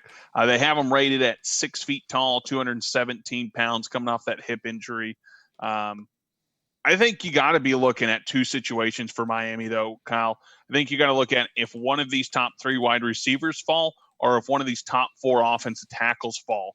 And it could be in a situation, and this is where the Cowboys' 17th pick, where they should be able to trade back because Miami is pretty obvious that, hey, our defense is set. We got Byron Jones. They got their secondary set. They've got young guys on the line. They really have been, committed to going, hey, we're going to get our quarterback in this. Now we know it's Tua, and we're going to bring in young guys around him. So if there's a situation where Judy or Henry Ruggs is sitting at 17, dude, that's what I'm saying. And the Cowboys are going, hey, we don't need a wide receiver. We don't want a wide receiver. That's a situation where Miami could even say, hey, we'll trade up to block someone else. You bring in. So I'll be intrigued if one of those guys falls. But I would imagine offensive line or wide receiver is going to be where Miami looks at their next pick. Right. Yeah, you got to think if Ruggs or Judy are floating there 15, 16, 17, they may trade that 18 in like a third rounder just to get him a college teammate that he has familiarity with. That'd be incredible. I think, again, a team that we've talked about ad nauseum so far, the San Francisco 49ers, a team who does want to continue to move back and acquire picks, that 13 range right before Tampa, who's looking to add, an offensive lineman potentially to help out with Tom in that situation. So if you are looking offensive line and a guy starts to fall, you could bring in his former left tackle from college in Wills. So another name to watch there. We have for the 6th overall pick minus 400 to be an offensive player. So again, that's really zeroing in on Justin Herbert. This has played out extremely well for the Chargers. I don't think a month or two ago they were expecting to be in a position where you do have guys like Justin Herbert. You have Derek Brown, and a defensive tackle out of Auburn. You have offensive line potential. You're looking at a team in the Los Angeles Chargers that are going to have to sign Bosa long term. They're going to have to sign what's the other pass rusher's name there, Kyle? Melvin Ingram? Yeah, Melvin Ingram's contract's up after this year. So you have a situation where they're going to have to be paying those two guys big money. Do they look at a guy like Isaiah Simmons who can kind of play that hybrid role to come in and help? I'm not sure, but I think Isaiah Simmons was a name that they didn't know would possibly be there as well. So but they are favored to go offense, so I would imagine that Justin Herbert's going to be the pick, but trying to play devil's advocate. Yeah, I'm not all in on Herbert, but I think obviously Rivers is gone. I think that's what you have to do because that's what this league is about. But I don't love that. Like, I don't know. If I'm Chargers, I would try to trade back, but we've said that a lot. I think you probably that's probably why I'm not a GM, right? Like, you got to go QB, not amongst other reasons. You got to go QB. But I'm just not all in on Herbert. He's like 6'6.5", 6'7". You haven't seen a lot of 6'7" guys be successful at the quarterback position in the NFL. So I don't know. I'm a little apprehensive, but what else are you going to do? That's the problem here, and especially, I mean, we've talked about the Chargers ad nauseum on our shows and stuff, just because there's so much need there, but there's also so much talent there. It is a weird kind of just an overall strange spot. But I mean, I think it's a no-brainer here. You got to go quarterback, and you got to just roll the dice with Justin Herbert as all. I mean, what else? Anthony Lynn has been on the record. I mean, he was in Buffalo when they brought Tyrod Taylor, and he is a firm believer that Tyrod Taylor is an NFL quarterback, and he's only, I believe, 31 years old. So they might be sitting here going, "Sure, I got my quarterback. I got Keenan Allen. Let's go CeeDee Lamb." Well, and that's what I was going to bring up. They've taken the wide receivers off the betting boards right now. You can still bet on offense or defense, but the wide receivers have been bet who is going to go as the first wide receiver are not available anymore. So, Kyle, you are spot on. We could see a wide receiver going here to the and think about it, right? So you would have Tyrod Taylor's not an elite level quarterback by any means, but he has been a decent starter at several different stops in his career. His skill position players would be Melvin Gordon and Austin Eckler at the running back position, which gives you good versatility with power. Melvin Gordon is in Denver. Oh, shit. So is Eckler their starter? Yeah, Justin Jackson. Okay, yeah, Jackson. That's where the power is coming from. I was about to say Eckler's not making it through 16 games, but they have Allen? Do they still have Hunter Henry and Mike Williams? Yep. Mike Williams, a couple years ago, was their first round pick. You could bring you could bring in a guy certainly there, and to your point, though, too, we've talked about this. Cam Newton is still available on the free agent market if that's a guy that you believe, if you're comfortable with that. And J-Mac and I talked about this last week. We didn't really think Cam Newton was going to sign before the draft. He wanted to see where the chips fell. So if there is a player that has fallen to the Chargers that they're going, hey, we feel comfortable having this player rather than Herbert, and then bringing in a guy like Cam or Jameis, I'm not saying that's the situation, but that could be the thinking if they don't go Herbert here. I think they go Herbert, but if they don't, that could have been their thinking. The pick is in. Yeah. I don't think so. If that is the thinking where they're going to either ride Taylor or go with Dalton, Newton, one of these guys out on the market. I don't think taking CeeDee Lamb here is crazy. I mean, I watched a pretty good amount of CeeDee Lamb during the season, and he's incredible. It's not a bad pick whatsoever here. I mean, 6 for a wide receiver is a stretch, but I mean, when you look at what's available, I don't think it's crazy to go CeeDee Lamb here. No, probably not. But I still. I mean, again, you don't want to overthink. Justin's all in on the Bama receivers over Big 12 receivers. Shocking, right? All right, they've taken everything off the board now, obviously with the pick being in. There's nothing available to bet for the 6th pick. And again, my guess based on Vegas, it's going to be a wide receiver. And the Chargers select Justin Herbert. All right. So I'll be interested to see where the wide receiver market reopens. There could have been something going on at 7 here with Carolina. Obviously, they have DJ Moore, Curtis Samuel. They also signed Ryan Anderson from the New York Jets, a kid who played at Temple with Matt Rule, a very familiar system there for him. So I don't think Carolina's in a situation to be taking a wide receiver here, but they could be in a situation to be moving back to add additional young talent for a new coaching staff, as well as a new offensive coordinator with Joe Brady coming over from LSU. So this is an interesting pick to watch because, you guys, we've got people who are falling here that are supposed to be gone. We've got Derek Brown and Tristan Wirfs were in the top 5 of Mel Kiper's draft. You got Isaiah Simmons, who's apparently the biggest Swiss Army knife. You got just offensive tackle galore right now. Really, I think we're going to start to see possible trades be happening and these wide receivers. Who's going to pull the first trigger? I think Denver is a team that could possibly trade up for a wide receiver here. They have their young quarterback in Drew Lock. They have their young wide receiver, Cortland Sutton, they took 2 years ago on at SMU. Yep. But adding that second piece, now that they traded Emmanuel Sanders away last year, this could be a situation if Denver starts to see someone they like. But 7 at Carolina, this could go anywhere, I would say. I would imagine defense. This is one of the worst defenses in the NFL.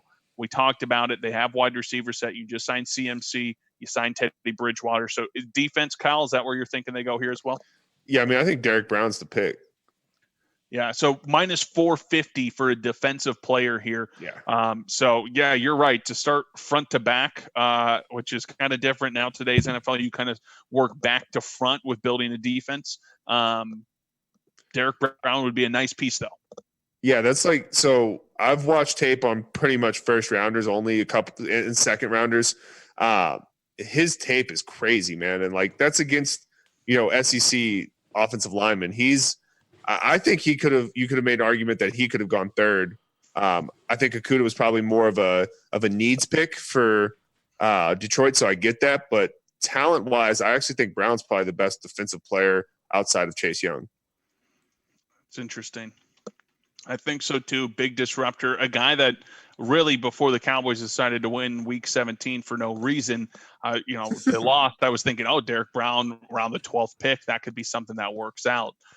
Obviously not going to be the case, unfortunately. But so Eric Washington is the new coach in Carolina on the defensive side of the ball. He comes over from the Buffalo Bills, certainly learning from their, I would say, one of the better defenses in the NFL. So certainly a newer name on the defense side of the spectrum, but well coached there. That'll be interesting. We're up to minus 600 for a defensive player to be selected by Carolina here. Yep. So I think it's got to be Derek Brown. I would be really surprised if it's not. Maybe chasing out of LSU, but everything you read about Derek Brown too is pretty solid as far as off the field. 6'5", 318 is, that's fucking massive. His player comps are Marcel Darius and Dominic Sue from sources I'm looking at. He has no injury history, so no like red flags there. When you have good tape in the SEC and interior defensive line play, those are some NFL level trenches there. So I feel pretty confident that would be the right pick. Yeah, and just to give comparison, you said not a big injury history. A guy like Javon Kinlaw out of South Carolina has been riddled with ACL injuries. ACLs, yeah. So that's a name that the Cowboys have somewhat been linked to if they're looking to go D-line. So Derek Brown, I got a comp for him as Chris Jenkins here, 6'4", 326 pounds. Certainly a bowling ball down there in the middle. Not a guy that you want to be messing around with. So we do have the pick is in. They're showing a commercial right now. They got to get that in. I'm actually enjoying this pace. Is not as bad as I thought it was going to be at the start of the program here. Yeah, they got it moving. Minus 700 now on the defensive player. I'll get an update for the first wide receiver taken after this pick, but we're continuing to see movement there as well. I think we might see CeeDee Lamb at like minus 400. It's certainly trending that way, especially with Arizona coming up on the clock next. That's kind of the first team we talked about. If there's a natural match there with Kyler, I mean, Cliff Kingsbury is there to run their offense. And if you had another, he doesn't like tight ends. So I guess 3 and 4 wide receiver sets may make sense for him. So let's see here. So after Carolina, because I feel pretty comfortable that they're going to go defense and probably D-line and I don't think there's a lot of debate there. Where do you see Arizona going wide receiver if CeeDee Lamb's sitting there? Or do you think they just loaded up too much on that? They got to go offensive line and try to protect Kyler. I think Mel Kiper may actually hit on this pick. He had Jedrick Wills, the offensive tackle out of Alabama. Certainly a lot of respect there. Kyler Murray absolutely needs an offensive tackle. He can't keep building on these kids. He certainly has the mobility that you need, but I think if you're looking for a long-term play to keep him upright, this is certainly someone that you would want to look at bringing in. Or the Iowa as well, the big kid out of Iowa, Tristan, 6'5", 320, kind of fits that typical left tackle. Big legs, powerful lower body. So I'll be interested there. We're still waiting on. Our sources had hit both of those guys ranked above Andrew Thomas from Georgia. Yeah. So yeah, and I think that's just more on kind of probably maturity there. Andrew Thomas, like we said, is a young kid coming out earlier. He's taken a pretty big load on. You go from having the type of talent that Georgia had his freshman and sophomore year. It makes it easier. We know this last year at Georgia, it was lacking the type of talent that they've typically had in the past. So I think that kind of resonated with him, maybe being a little bit overwhelmed. But do we have Christian McCaffrey announcing the pick, or is he just plugging like his T-shirt company? He's probably just talking. That's definitely what he's doing. Just talking about what he's doing and staying safe right now. J-Mac is not a fan of that contract by any means. Not even close. It's a wide receiver contract. He's not a running back. Absurd. He was second in the league in receptions. It's not a running back contract. You should never pay a running back like that. Never. He's not a running back. He was second in the league in receptions, J-Mac. But he's getting tackled by a lot of front seven guys. I don't know if I trust him to play or it's 6 years because it's 4 more on top of what he already has. It's basically correct. A 2-year extension because after the second year of the contract, nothing's guaranteed. Okay, so it's like Zeke's, but okay. That actually might be structured a little better than Zeke's then. Every contract now is, pretty much only 2-year guaranteed, it feels like in the NFL. Right. But Zeke's is 4 years guaranteed. Well, Jared, we just felt that comfortable with Dak and Zeke and okay, the pick is. Dude, you've been working on these impersonations during quarantine. No, he hasn't. He's been doing these for years. Oh, dude, my Jerry's been going around for many years. I'm just impressive. All right, what do we got? Do you guys have the pick? I'm delayed behind you guys, so you tell me. No, so I think J-Mac's like 2 seconds ahead of me, and I'm like 2 seconds ahead of you. The pick is Derek Brown, defensive tackle from Auburn. Kyle Beats had this for everyone before ESPN. 7 minutes before. So we've already talked a little bit about Derek Brown, so that helps us out. The big boy out of Auburn. Kyle, what do you like about the game tape that they're showing you down there? Dude, insane lower body strength. So he's 6'4.5", 6'5". I mean, that's relatively tall for an interior lineman, but he plays really low. He has a really good center of gravity, long arms. But like I said, anytime you stand out on tape and you're going against Alabama, LSU, Ole Miss, Texas A&M, like that's impressive because they're getting the best offensive linemen in the country. So really quick hands. He's just beating guys.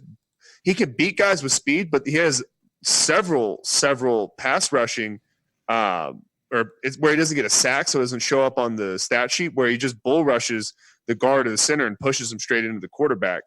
That's where take on those double teams. Right, exactly. So he's either going to take on double teams and free up an NFL colleague, or he's going to go one-on-one and push the pocket right back into the quarterback, which that's how you disrupt a lot of what they're doing in today's offenses. You got to get that interior pressure as well. So to give you some clarity here, Thor Nystrom, Roto World, had Derek Brown number 12 on his big board of talent, actually behind Javon Kinlaw, the gentleman that we talked about with the knee injury. So it is interesting to see how these kind of shape up. Everyone's different opinion on how these are trending. So I told you guys we'd have an update from Vegas. We do now. We have CeeDee Lamb all the way to minus 350 to be the first wide receiver selected in the 2020 NFL draft. Currently with pick number 8, to no surprise, Arizona is minus 240 favorites to select an offensive player. So I think we're looking offensive line here. I would be shocked if we went on the special side with the wide receivers or running backs. I think it's absolutely going to be Jedrick Wills out of Alabama. I pretty much no doubt in my mind that it's going to be an offensive tackle one way or the other, but I would imagine that's going to be the side that they're looking at to help out Kyler Murray. I think minus 240 is pretty good value there. I think it's almost guaranteed. Dude, this game tape's crazy. I'm sorry. He just got double teamed by Brown got double teamed by A&M players, and he bull rushed a double team. That's insane. All right, Kyle, I just put money on the offensive player for you. Okay. I really hope they don't go edge rush or something. But yeah, no, I really think it's going to be a tackle. I agree. Minus 240 is it's down to minus 280 right after I got it. Yeah, there you go. Yeah, this thing's falling quicker than J-Mac's Twitter game, but he didn't hear it. It's fine. Oh yeah, he did. I guess you're just kind of questioning on who you like there. I would say Arizona probably did not come in to this draft thinking, hey, everyone but Andrew Thomas is going to be off the board. I think that's probably a guy that they felt was going to be an 8, someone that they may or may not have been comfortable with. So having to readjust to look at, hey, we didn't expect this to be the full boat. They're probably kind of rushing a little bit to go, hey, wait, we didn't expect Jedrick Wills to be there. Is he someone that we like? Did we spend enough time on him? So pretty interesting that we haven't seen any trades yet, guys. Is that fair to say as well? I know the picks so far have been kind of somewhat in line with what these experts have thought, but J-Mac and Kyle, did you guys think we'd see a trade by now? I kind of thought we would have by now, to be honest with you. I mean, but we also talked about this at the beginning where we're going to see some conservative approaches tonight a little bit more than we maybe usually do see. And I think that does make a difference here just a little bit. Dude, the Arizona guys got way better setup cribs. Everybody else looks like they're in a freaking hostage situation. Let's get some natural lighting going. But I thought tonight. I mean, the picks in everything picks you in. were. There we go. Here we go. The pick is. Are we ready? Isaiah Simmons. Wow. Oh, wow. That's a great I just pick lost for them. some money there, Kyle. What the hell, man? Hey, you should have put it on Derek Brown, man. I said I hope they don't go edge rusher. Isaiah Simmons. So this is really what has been referred to as a modern-day Swiss Army knife for the NFL. It is a kid that can rush the passer on the line on the defense, drop back into safety, cover a slot wide receiver. Sort of a freak, someone we haven't seen. He's kind of been compared to Derwin James in the Chargers organization. Really just a guy that can play all over the field. I got to say the only kind of knock on him has been where is his true position? Because you can't just – we've seen Tyrann Mathieu, who's that hybrid type of guy, not really be able to find a landing spot because he doesn't have a traditional position. So that would be my only concern, I think, with Isaiah Simmons, based on what the experts are saying, is they don't know where they would exactly classify. Now they're showing exactly on ESPN, slot corner safety, inside linebacker, outside linebacker. Kid can play all over. So I guess you're going to leave it up to He's Arizona. not playing corner in the NFL. No, absolutely not. Definitely not. Absolutely not. Like 230-something pounds. There's no way. I don't care how good of an athlete you are. He's 232 on here. Let's see what NFL had him at the combine. Yeah, 238. no way. Your hips can't be mobile enough to play corner. I see him playing just like an outside linebacker, or like linebacker in passing situations, in a downhill safety kind of like Raider position on more rundowns. I like his versatility a lot. I just, like I said, I don't think he's going to play nickel or corner. No, but again, so we have Vance Joseph out there in Arizona. I think a really respectable defensive coordinator. Didn't make it as a head coach, but he does run that 3-4 defense, which is perfect for Isaiah Simmons. Yes. He can drop in as the edge rusher. Really, if he's able to mature into it and kind of put some more muscle on, which he certainly will in an NFL offseason, I don't want to say DeMarcus Ware, but don't you kind of see that in his athleticism as a 3-4 rusher? When I'm watching this film, I kind of see that type of quick step that we saw, faster than D Ware. Don't get me wrong, but I still kind of see a little bit in that, and he may slow down with more weight and muscle put on. So I actually think he's definitely more of a traditional linebacker. Like, yeah, we saw him rushing coming downhill, but he wasn't really pushing offensive linemen backwards. He just shot the gap with good instincts that time. So I think I see him, like, I actually think he could be in coverage a little bit in goal line situations against tight ends, because he's tall, long, and athletic, right? Like, I could see him being in situational coverage positions, just not like, you don't want him in the middle of the field against a quick running back or a slot receiver. Like, that's not what you want. But I think he'll find ways to be worked into, guarding tight ends. I see him being more of a true outside linebacker and just guarding or covering mostly running backs in the flat, linebackers coming off the edge on blitzes, but not taking on tackles head on head. It's 238 pounds. Even if let's say a kid eats up to 245, like, just looking at him and the way he was playing right there, he's not going to be like, even like a Jadeveon Clowney, who's only 250, 255 coming off the edge. He just doesn't have that kind of strength. Yeah, so we do have the next pick. The pick is in. At number 9, this could be where we see CeeDee Lamb fall to. We have currently defensive player minus 140 to be selected by the Jacksonville Jaguars. That, again, does not remove CeeDee Lamb, though, as a possibility here. They cut Marquise Lee, a guy that's been on the roster for a number of years now. They're going to Gardner Minshew.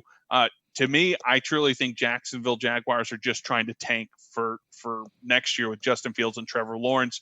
That's the only reason that I would think to start a 6th-round quarterback after showing very little promise of being a full-time NFL starter. So at this point, bringing back Doug Marrone, I don't understand it outside of the fact that ownership's like, hey, let's just go get a franchise quarterback next year. Right. So I'm going to be interested to see where they go here. I think it'd make a lot of sense to take an offensive tackle, just from the standpoint, if you are rebuilding, you're looking at a quarterback for the next couple of years, solidify that offense line for them coming in. But again, we're just having a lot of names that I think are still on the board that people did not expect. So I'm interested. CJ Henderson is, again, a guy that we mentioned. This could be the range that he starts to get looked at, especially being a Florida kid, out of the University of Florida. I don't know. Kyle, where are you at with this?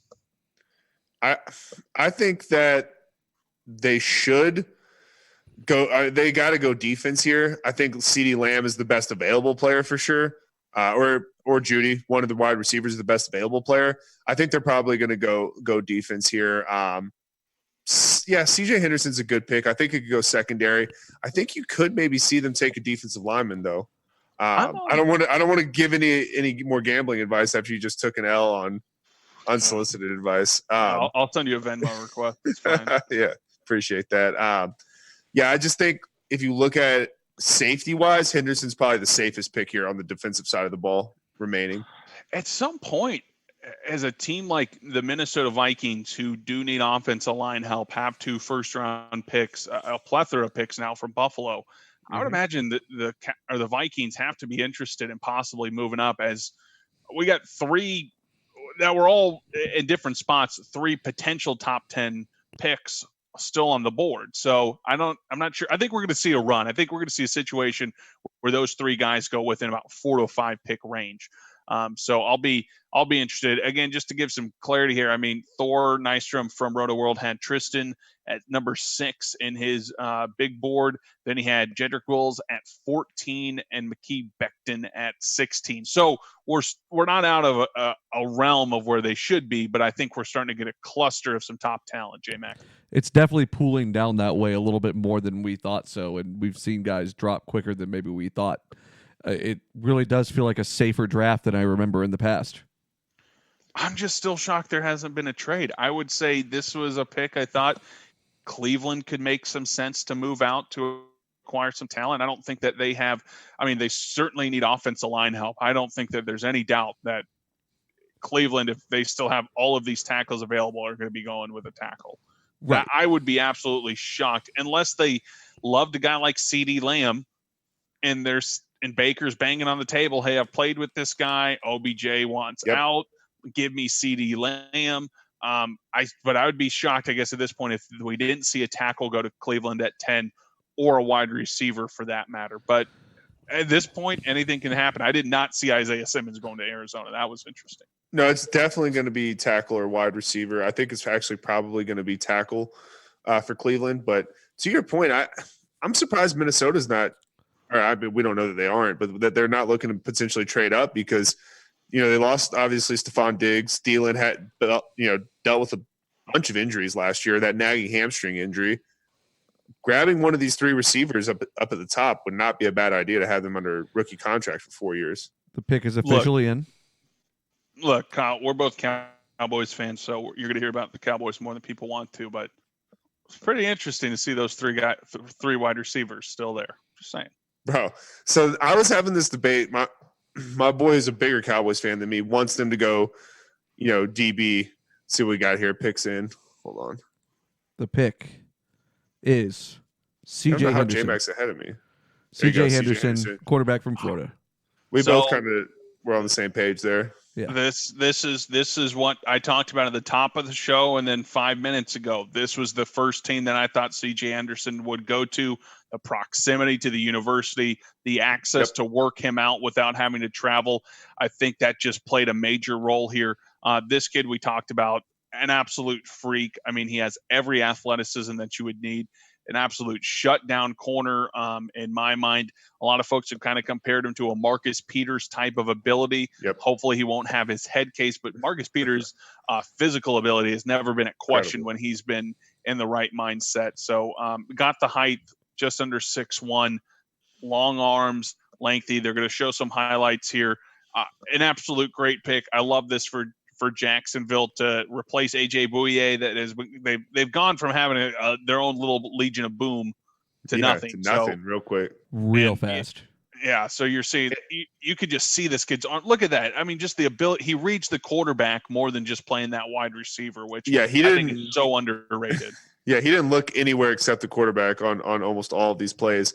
I think that's exactly what this franchise is doing with that selection. Now, this franchise has been pretty terrible over the last couple of decades, but when they were, a quarter away from, getting into the Super Bowl and, took Patriots to the AFC Championship, they did that based on great defensive back play, great defensive play in general, but they know how important the corner position is. So I think that's why they're obviously trying to replace that gap of talent. And you're going to, I keep referring to the contract, but you're going to have this guy on, a 4-year deal in the, $5-6 million range. And we're seeing what corners are getting. It's, wide receiver level deal. So it's a huge value. Absolutely. All right. So we have the Browns pick is in here in a minute. So we'll have that. And I think we'll hit a break since that'll get us out of the top 10 and come back in. Hopefully we get some trades in there. Yeah. So, I really like most of these picks so far. I think a lot of them are safe. The Isaiah Simmons is the big surprise thus far, but it's not like an overwhelmingly shocking surprise. You had the Browns minus 600 to take an offensive player before it's taken off the board completely. So I, like we said before, can't imagine them going anywhere but an offensive line or CeeDee Lamb here. Yeah, I think it's going to be Wills or Lamb here. I think they'll go Wills. We'll see, though, because the Worth kid is a Midwestern kid, so maybe there's some ties there. But I just, like I said, I mean, I I've been showing a lot of bias to the SEC all season, really, and in this pod. But I just think that the tackles in the SEC are asked to do more on a game to game basis than the tackles in the Big Ten are. But the argument would be that Big Ten offensive linemen have been pretty productive in the NFL. Like when you watch Monday Night Football and all these guys are introducing their college, there's a lot of Midwestern guys in there. The pick is official. The Browns, Jedrick Wills. That's what we thought. We thought the Alabama kid. I thought that at Arizona as well. But essentially that was going to be the next guy off the board. Really highly rated. Again, it's the pedigree coming from Alabama that folks have talked about. I think that's a great pick, right? It helps solidify, Baker Mayfield's offensive line, what they're looking for. Look at that. I mean, that is a big It's kid. A grown man. It's a grown man. That's someone you want to go into battle with. I really think there's it's realistic that, like you said, Baker was probably banging on the table as wanting CD. So I don't know if that was the case, but I like the discipline of picking the player that makes the most sense for what they really need help at. You have, I know OBJ, the situations are good, but you have OBJ, you have Jarvis Landry. You need to protect Baker. The offensive line was 30th out of 32 on Pro Football Focus last year. Yep. Something like that. All right, let's hit a break. We'll be back here in just a couple minutes.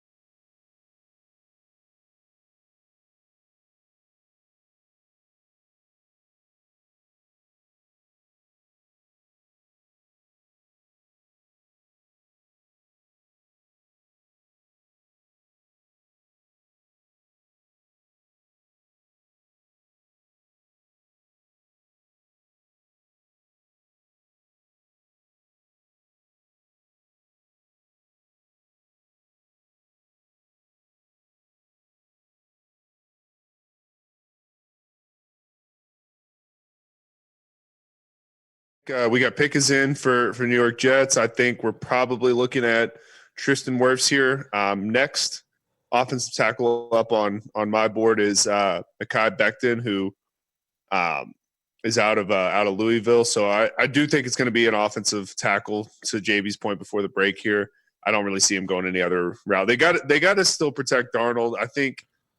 I actually am higher on Darnold than most people. I think there's actually still some positive signs there. So you just got to put some protection around him. You're more of a Darnold believer than you are an Allen believer, right? For that Sam division? Darnold or Josh Allen? Yeah. For that division? Absolutely. I'll take Sam Darnold over Allen any day. I like Sam Darnold's. I don't like his situation better at all, because didn't he lose Robbie Anderson too? Yeah. Yeah. So, yeah. He's got no wide receivers. Absolutely none. Don't get me wrong. That's what I'm saying. No protection, really. He's got Le'Veon Bell, which is nice, but his situation is not better than Josh Allen's, but his arm talent is definitely better. And he's like, isn't he still like 22? Like he's younger than Joe Burrow. That's crazy. The pick is in. With the 11th pick, the Jets select Mekhi Becton. Yep, there we go.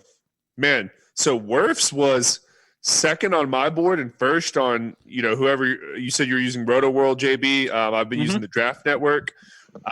He's still on the board, 3-0 linemen off, and I don't know. You think teams did he fuck up the Zoom call? Like, what happened here?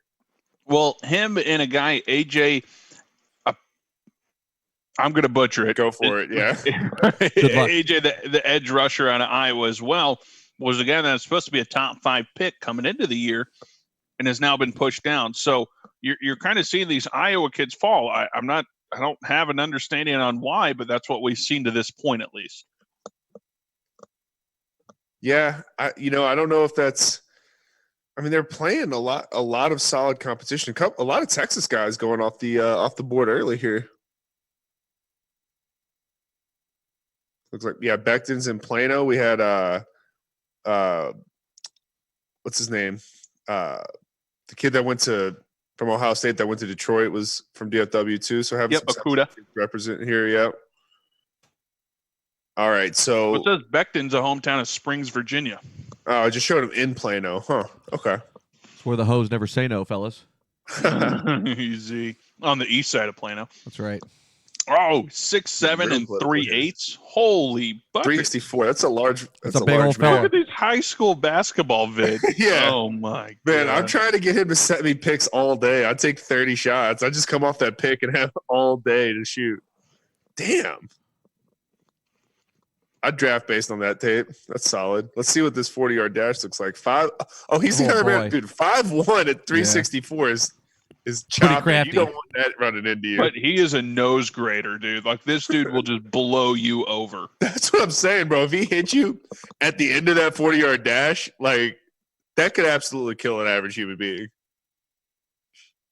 That's crazy. Yeah, so I like that pick. I think that's the right thing to do, protect Sam Darnold. I know he doesn't have a lot of skill position players around him, but that guy is a good run blocker, obviously.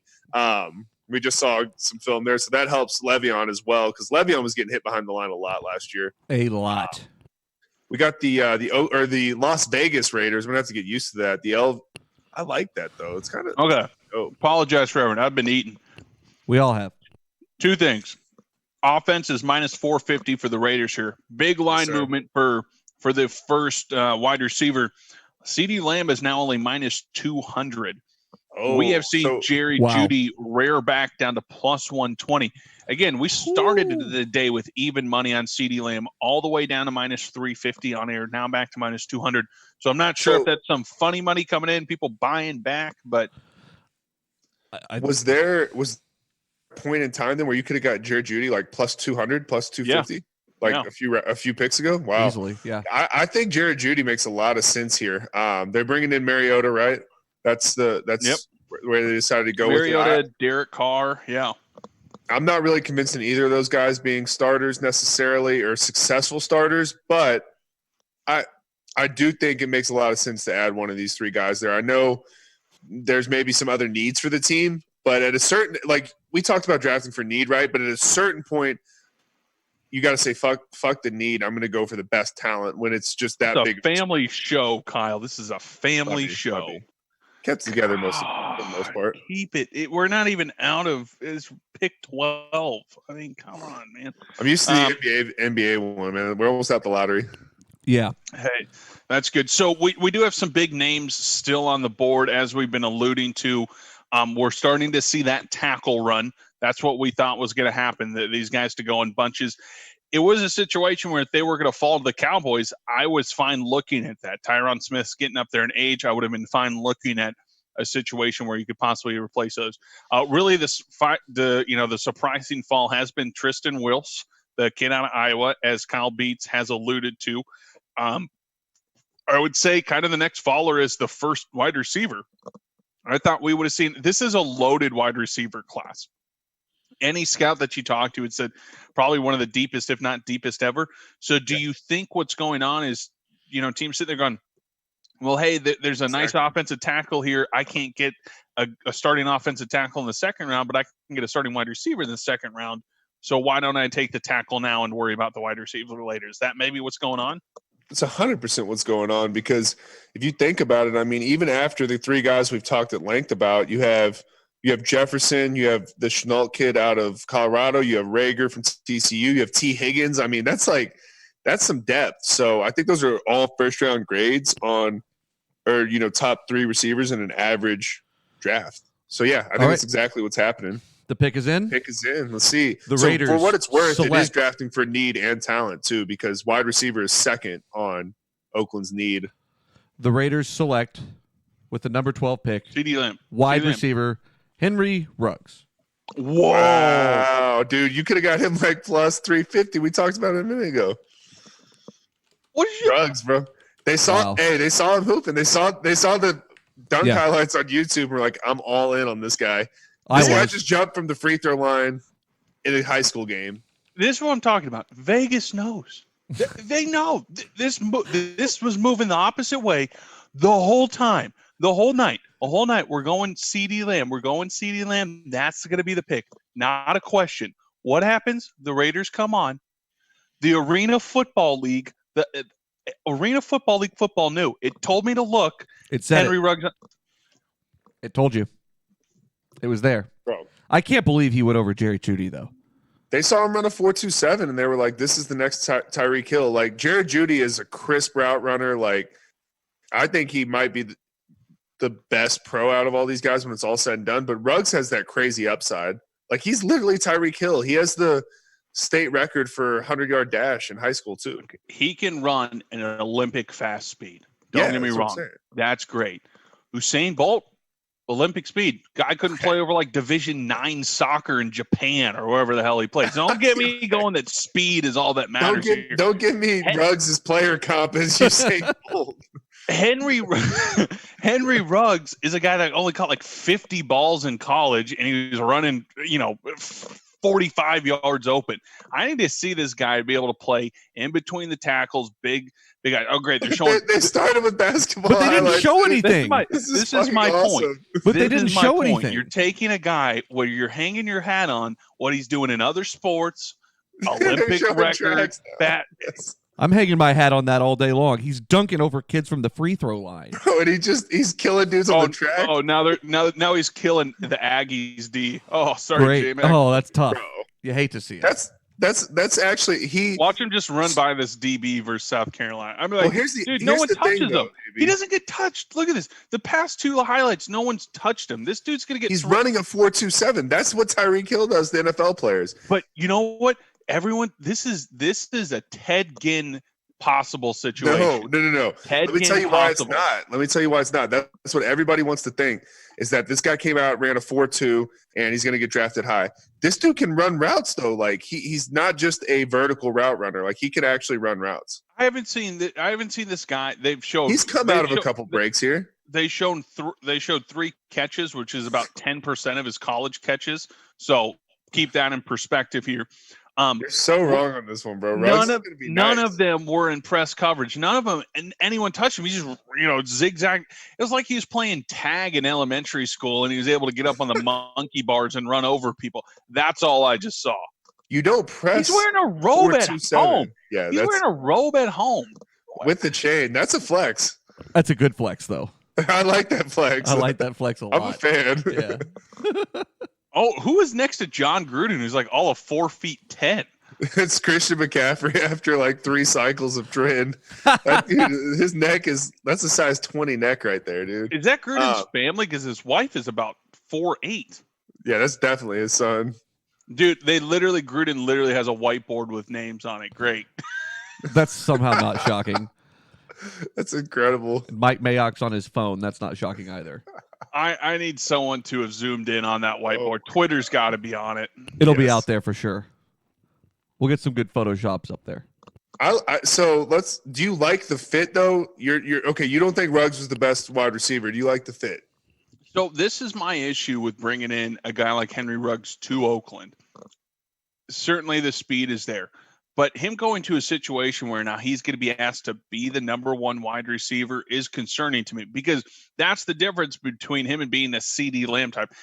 Tyreek Hill would have a hard time without having a guy like Travis Kelce be able to absorb the middle of the field, command attention, have guys on the outside and other speed players. I'm just concerned that offense isn't developed enough, even with a guy like Josh Jacobs, developed enough in the passing game to be able to open up the space and not have to command the attention that he's going to command. We'll see. I don't know. It's interesting. Yeah, I mean, that's fair. They don't have the depth chart that the Raiders do, but the thing you got to understand about Ruggs too is that he also, like, if you look across the board at the other things that he did at the combine, like he had a good combine. He didn't drop a ball. His 5.10.5 was super fast. Like he's a better football player than I think you're giving him credit for. But we'll see. I agree he wasn't the most talented receiver though. That's not a bad take by any means. But I mean, they took Amari at 4 or 5, right? Like 5 years back, and people went nuts. And their wide receiver depth chart is Tyrell Williams, who has been a number 3 his whole career at best. Yeah, not good. Hunter Renfrow, who is a slot receiver. So I guess now you got 2 slot receivers. Nelson Aguilar, who hasn't caught a ball since 2007. Zay Jones, who was traded from Buffalo. I don't even know if he's going to be on the roster. They got like 3 threes. Yeah, you got a bunch of. That's my point. Is you're going to be running out there. We have a trade alert. There we go. Oh, 49ers. Adam Schefter, I'm here with this trailer. This is going to be between the San Francisco Shut up. 49ers. The 49ers are trading their pick to the Bucks. Yeah, so this is incredible. If they go, I told J-Mac earlier this week, I wanted them to go receiver. I think they're going to go offensive line. They're maybe going to take the worst kid here. But we called this. We talked about this pick being traded because San Francisco traded to get this pick. So they're taking DeForest Buckner, turning him into a 13th pick, turning it into more assets. When you see what's involved in there, J-Mac, let me know because I don't have the volume on. But I think that's a smart move for them. They don't really need anything necessarily right there. And then Tampa Bay gets to go at 14 again, so they didn't have to trade that pick. That's excellent. Am I right? I don't believe San Francisco has a second-round pick, which is kind of their urgency, even with 2 first-rounders, to move back to acquire more possibilities. So, that could be right, yeah. So that would make sense of why Tampa Bay maybe gave them a couple of or 2 or 3. So we got the picks here. San Francisco is getting 14 and 117 overall, which should be a 4th-round pick. Yeah. And then they're giving up 13 and the last 7th round pick. Okay. So Tampa Bay is not – they're just moving up 1. I thought they were going to go 13 and 14. They just haven't updated it here yet. Yeah. So, no. Yeah, it's just they're moving up 1. So, obviously, we're finally getting some trade buzz around the NFL because Tampa was forced to move up 1 spot to block someone else. I think the guy they have on the screen is the guy getting picked at Iowa. Yep. I don't know who else you move up here to protect Tom Brady. Oh, look at Bruce Arians. Bruce Arians. Oh, look at the guy in the reflection taking a picture of Bruce Arians. Hey, Bruce has got a pretty solid setup though. I like that. I'm vibing it. Hey, we're gonna have a guy record the guy who's being recorded. I'm with you though. I think this has got to be Wirfs, man. What's the Vegas odds that this is a off the board? Can't bet on it. Okay. Yep. It's probably because it's minus $1 million that it's an offensive player. Their defense was actually a lot better than people realized last year. Jameis turned the ball over a lot, 42 times. So, that defense was put in some bad situations. So the scoring defense wasn't, but if you look at yardage, it was a good defense. They were top 5 in the last 8 games last year. Is there a franchise having more things go right the past week than the Tampa Bay Buccaneers? And I don't even need J-Mac's opinion because I know he's salty. So, but really. you get Brady, you get Gronk to fall in. You're getting your dream off. I guarantee you, if you ask Tampa going into the draft, would Tristan Wilson still be there at 13? You'd be, come on, guys. This is just kind of where we've seen these fall. So, yeah, he was off the board on everybody's mock drafts by this point. So that's got to be the move. So they just fall back to 14 then, San Francisco? Yeah, so they just moved back and then acquired the 4th round pick. I would again imagine that they may then look to package, some mid-round picks to move back up to another spot that they need. I wouldn't be shocked if they moved out of 14, to be quite honest. It's going to get very interesting because a lot of these middle round teams have talked about wanting to move around. Denver is an interesting team to move up here because San Francisco and Denver are both linked to wide receiver needs. San Francisco allowed Emmanuel Sanders to lead the door to New Orleans. Denver, again, as we've talked about a little bit, is looking for that number 2 to complement Courtland Sutton. And I don't think we're in a situation where,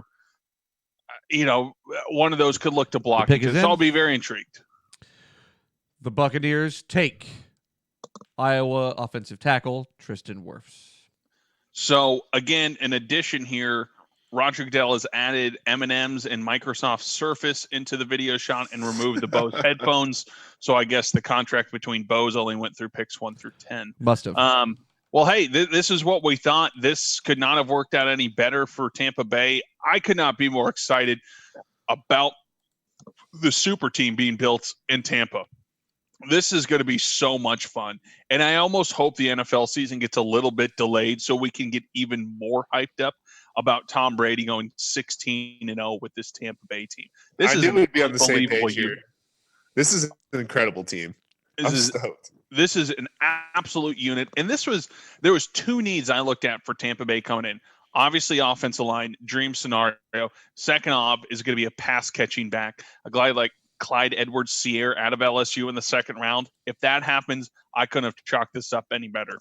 I couldn't be more excited for Tampa Bay, mainly because I'm holding a 40-1 ticket on them to win the Super Bowl before the Brady news broke, but I'll digress on that.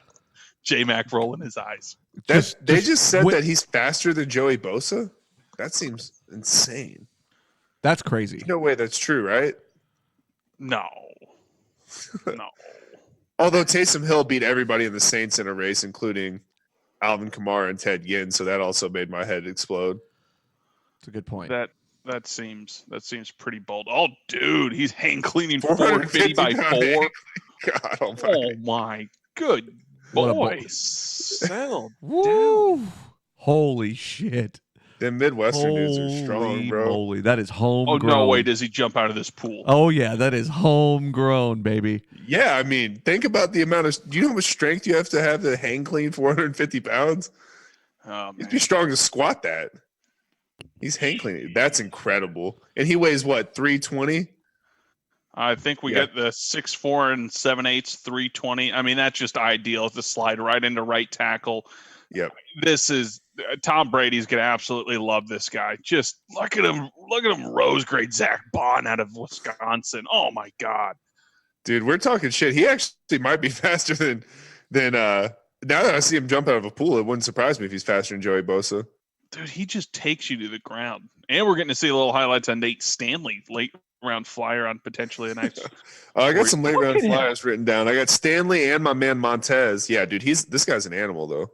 Oh my goodness. And it really does beg the question though, and we got to do some research on possibly why he slipped. I mean, this was a guy that pretty much every mock expert had at least in their top 8. So he just got into a Zoom room with his gas mask still on.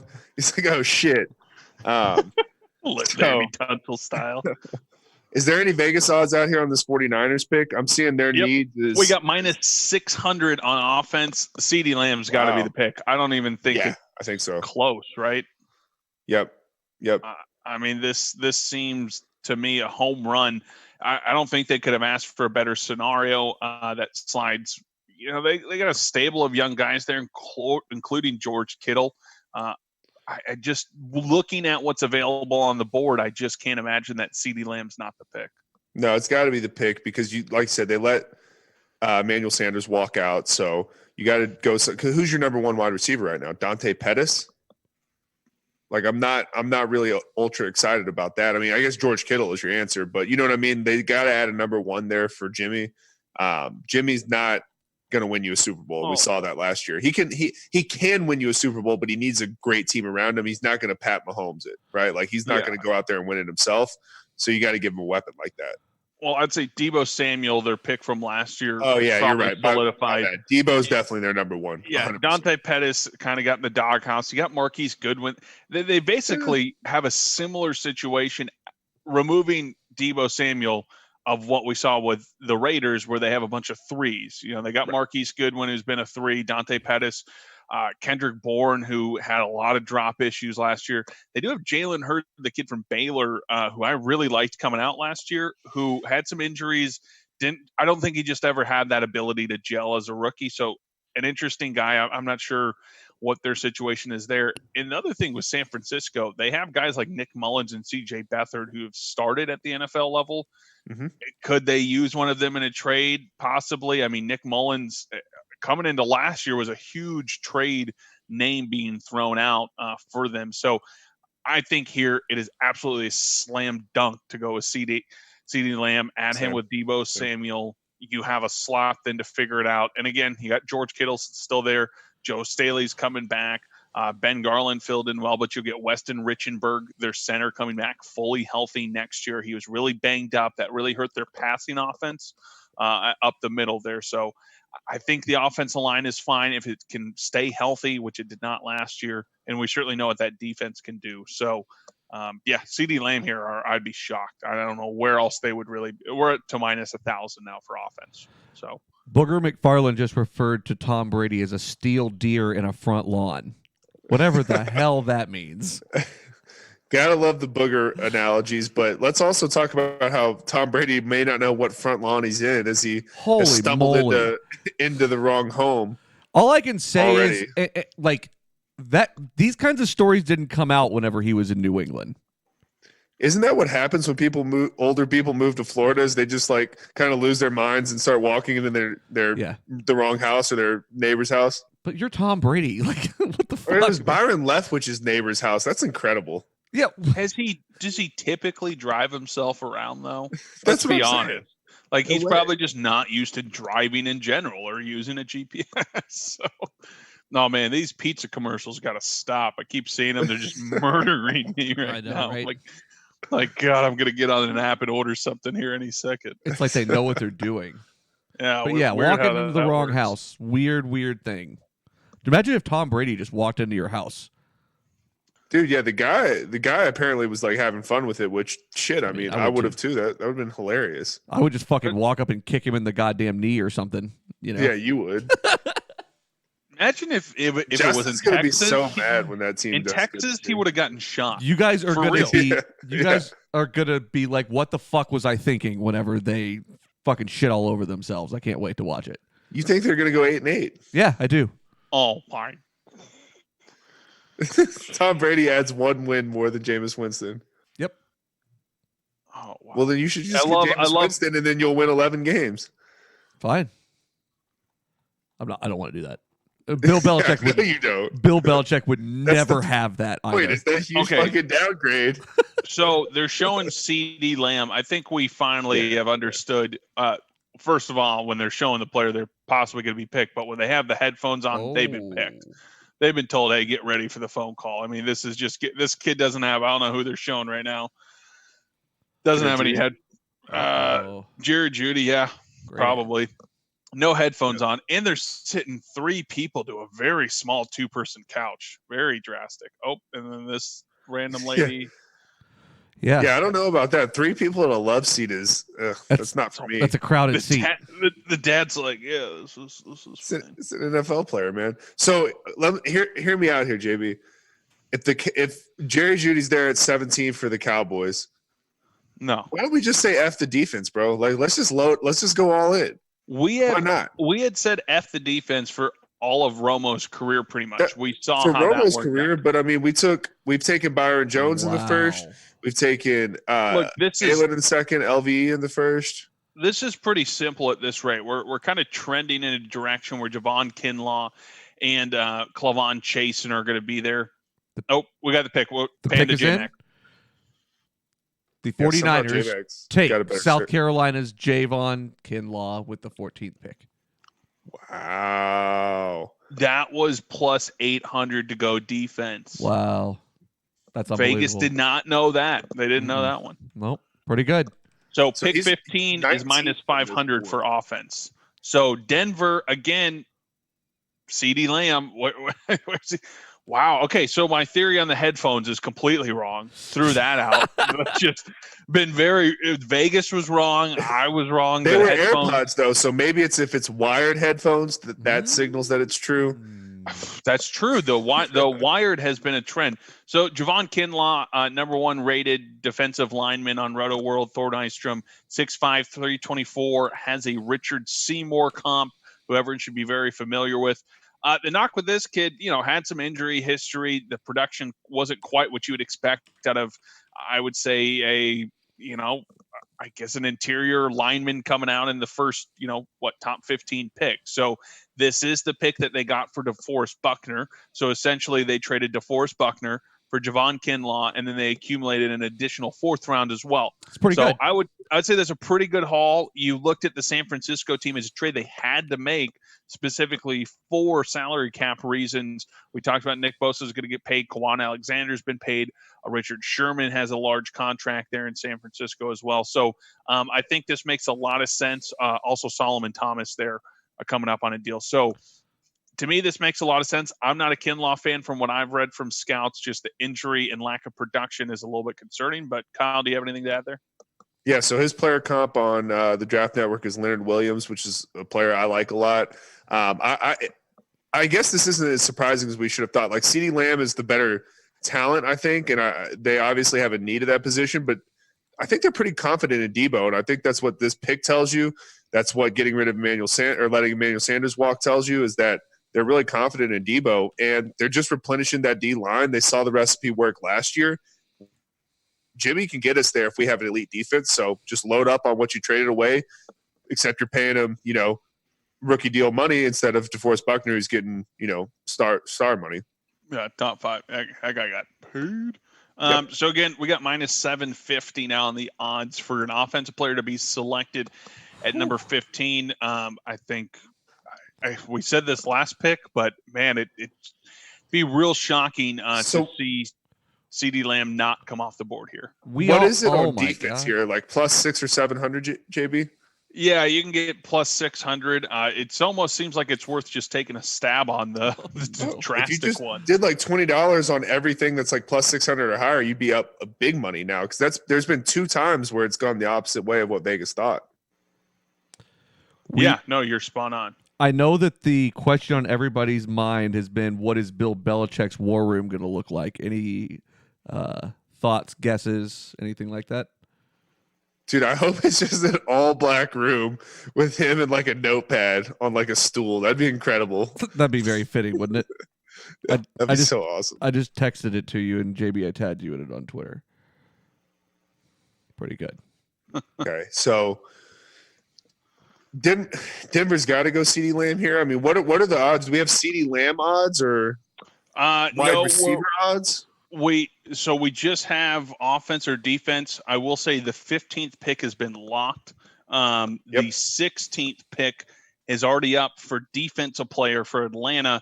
I would say that's not too shocking. The Cowboys and Atlanta have very similar needs, so it'll be interesting to track to see kind of where Atlanta goes if they take a guy that the Cowboys have on their board. Someone like Clavon Chasen is certainly a name to be watching. All right, Denver. Yeah. What do we got here? Ooh, what do we think? Have we seen Elway yet? I don't think we have. No Elway. No Elway coverage here. No, I'm with you there though, JB. I think Chasen is who Dallas has their eye on if he's going to fall. Yeah, Chasen seems to be the guy that they've been linked to pretty much this whole time. So we will. Let's see. So we do have the pick is in for Denver. I'm not sure why they have not announced it. They're panning to a couple new households now. We're seeing some new faces. We're kind of moving out of that top 10 elite side. So we're panning to that. We don't really have any updates from Vegas. We're still sitting at a lock on the 15th pick since that is in. Atlanta is heavily favored to be going defense.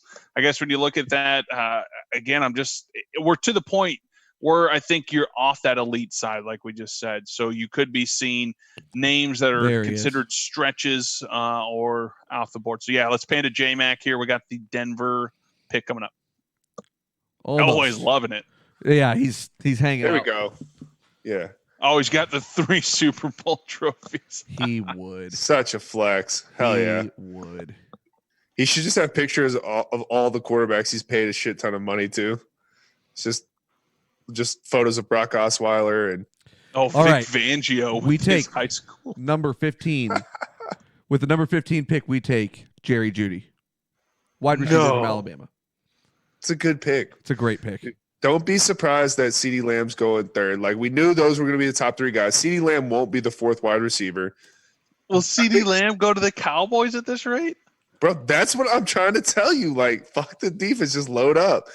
That should go well. If the Cowboys take defense, though, I agree it's going to be Chasen. But don't you agree that they probably need equally as much, if not more, help on the back end than they do off the edge, JB?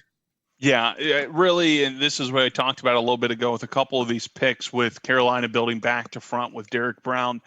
Really, the way the NFL has transitioned with 3 wide receiver sets and the tight ends being more of a catching liability for these guys, you really want to build more back to front now, and that's why I think C.J. Henderson did move up these boards, and we saw that. So a guy like Christian Fulton could be someone that shoots up. A.J. Terrell out of Clemson is another, I guess, corner that Dallas has been linked to.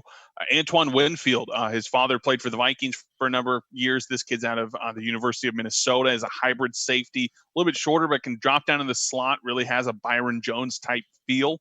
Man, this is interesting. We're at a point, obviously for us, we're very intrigued with the Cowboys coming up. What if the Falcons take CeeDee Lamb and they just roll out Julio and CeeDee Lamb?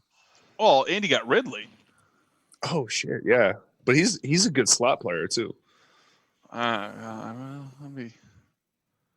Bro, I'm just looking. I'm just looking at the big board right now. I would say certainly CeeDee Lamb's the name that has it.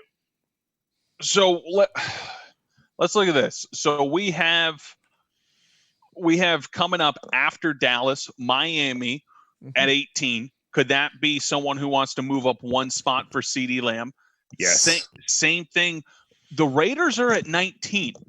Do you bring in CeeDee Lamb and Henry Ruggs and say, we're rolling out a new style of offense with those 2 guys? Jacksonville's sitting there at 20 with the pick from Jalen Ramsey from the Rams. Again, a team that was able to solidify their corner position with C.J. Henderson.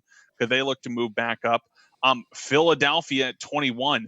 Another team that I would think they would never make a deal with the Cowboys, but could they make one with Atlanta here to go up and get CeeDee Lamb? A team with Alshon Jeffrey that's aging. Nelson Aguilar's moved on.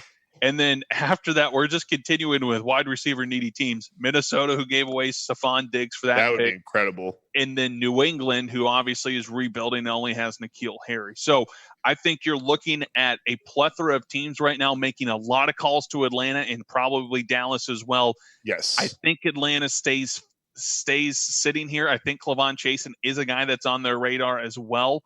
They need edge rushers. They do. Sure. And I don't have I have mixed feelings on him, so I'm fine if he's taken off the board from Dallas. But there is not a better situation for Dallas if CeeDee Lamb is sitting there at 17. If they do not trade back, I'd be very disappointed in them not taking advantage of that situation. Agreed. And I think this is a perfect opportunity for Minnesota. They have 3 picks we talked about in the back half here of the first round. Perfect opportunity for them to package one of those in a later round pick to move up and replace Stephon Diggs, which, I mean, CeeDee Lamb is probably an upgrade almost immediately from Stephon Diggs. And I like Diggs a lot, but I think CeeDee Lamb can step in and be a Pro Bowler pretty quick. Agreed. So we don't have the pick as in. We have Vegas at minus 450 for a defensive player. We announced before Atlanta was on the clock that they were favored to take a defense, but at minus 600. So we've actually seen Vegas adjust a little bit. I guess my guess on this, sorry, I'm fumbling through some words, is that this is factoring a team trading up for CeeDee Lamb to 16 to take an offensive player. So this is not team specific. This is the pick specific. So at this point, being now that we're under 3 minutes, I think we're going to see Atlanta hold pat unless there is something coming out of the woods. Remember, the teams do not get added time after they make the trade. So if Atlanta is in discussions with the trade, and the picks in, J-Mac, the picks in. Yeah, there we go. Yeah, if we get down to where there's 2 to 3 minutes left on the clock, you can almost assume that there's probably not going to be a trade because, like you said, that clock doesn't reset.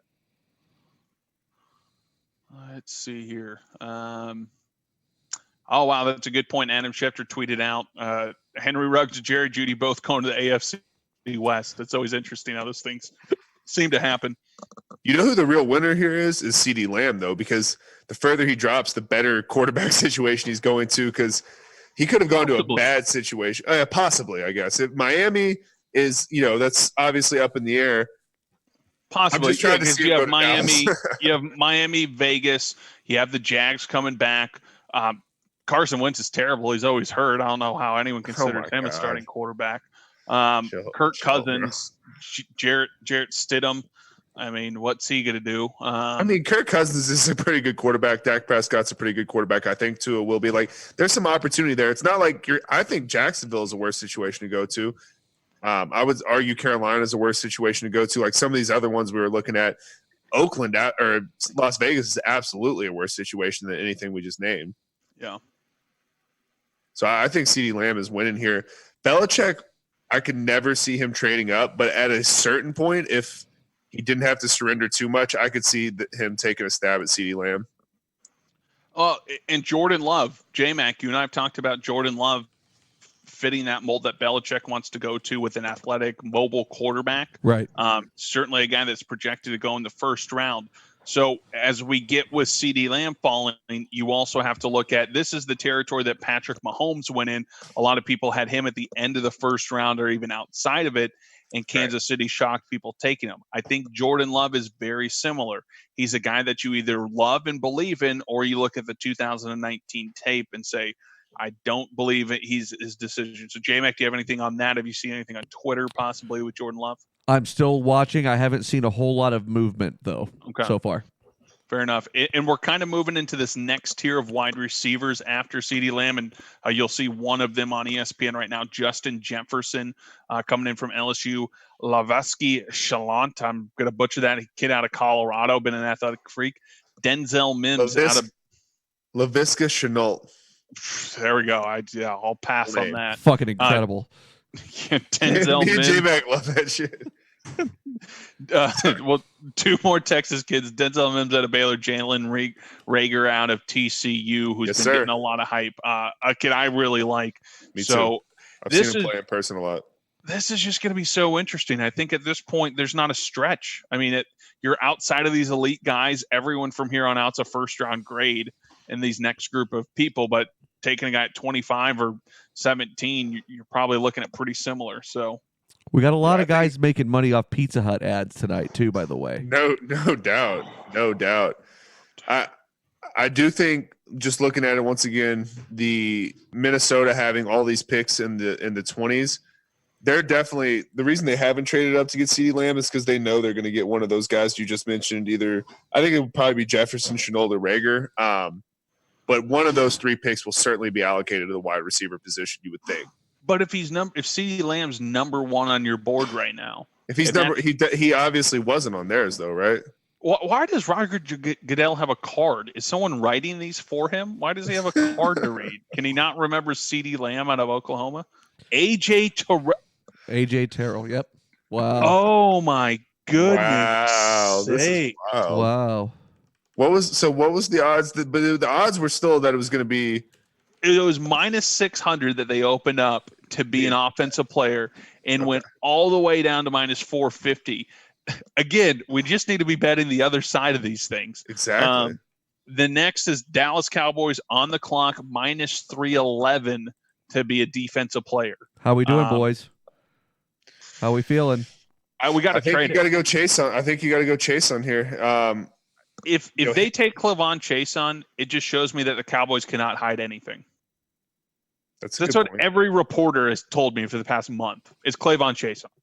But that because he's high on their board. I mean, or do you think, dude? I hope Jerry goes CeeDee Lamb here. Don't get me wrong. If we get CeeDee Lamb, I'm going to sign off because that's my night is a wrap. I'm going to go celebrate. How? But what? How? Who are you? How are you playing Gallup, Cooper, and CeeDee Lamb? CeeDee Lamb's not a slot. We'll figure it out, bro. I'm just trying to have all the best receivers. Like, we'll be good. I like having the best players. This is the kind of logic that leads to 8-8 seasons. I'm just gonna say this is absolutely not the kind of logic that leads they draft. No, hell no. No, you don't get to say that when you just went 8-8 after that kind of thing. Bro, we went not. Did we go 9-7 last year? No, they went 8-8. Oh shit.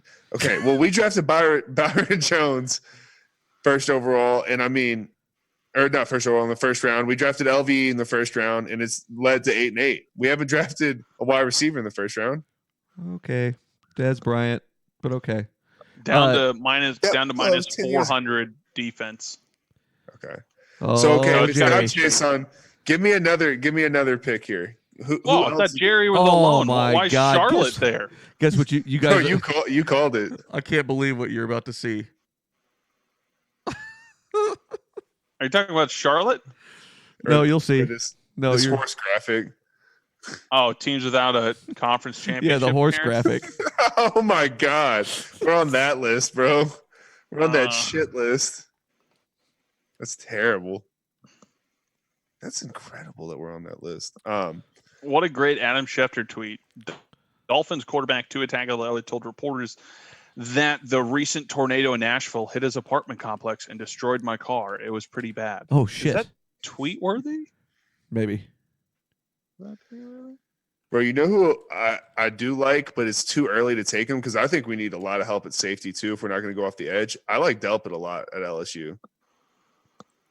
He has some bad tape out there, supposedly. Like, I haven't gone and watched all of it, but in the games that I watched, he was awesome. Can't believe the Cowboys are about to take a guy with. I just can't do it. But Chase, he has a ACL injury, is that right, or MCL? 2018 was out with the ACL last year, had an ankle injury. Didn't really do much. Let's bring him in. I mean, honestly, though, don't you think the front seven is in a decent place, though, JB? Or no? We don't have any defense. We got DeMarcus Lawrence and no one on the defense end. I guess that's true. I'm thinking. I like the linebacker core. Kyle doesn't care about defense anymore. Is basically what we've learned tonight. Gregory suspended. Aldon Smith hasn't been in the league for a number of years. You have I'm banking on Aldon Smith and Gregory being reinstated, which they will be based on the new CBA. We still rocking Antoine Woods in the interior. No, Malik Collins are gone. Malik Collins, yeah. And then linebacker, you got a guy whose neck is not healed still. Then you have Jalen Smith, who they're already talking about cutting, and he hasn't even started his contract. Yeah, that's rough. Tyrone Crawford. That's our. Yeah. They have Tyrone Crawford. They do. Yeah, the guy who's making $10 million a year that they could cut. They don't owe him. They're not. There's no dead money on that. They could cut him, but they're going to pay him $10 million this year to be up. Do you feel like the Cowboys? Here's the thing: why not pay the guy when you can? You know, that's exactly Jerry Jones's theory. God, he looks so giddy.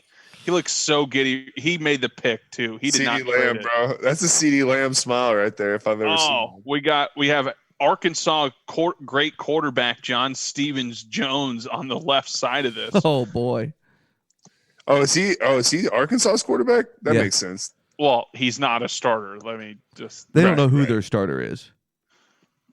It's a revolving door at the University of Arkansas right now. Indeed. Wow, where's CeeDee Lamb? Like, this is like an apartment-looking place with one couch? Yeah, I don't know. Do you want me to announce the pick? No. Let me see it.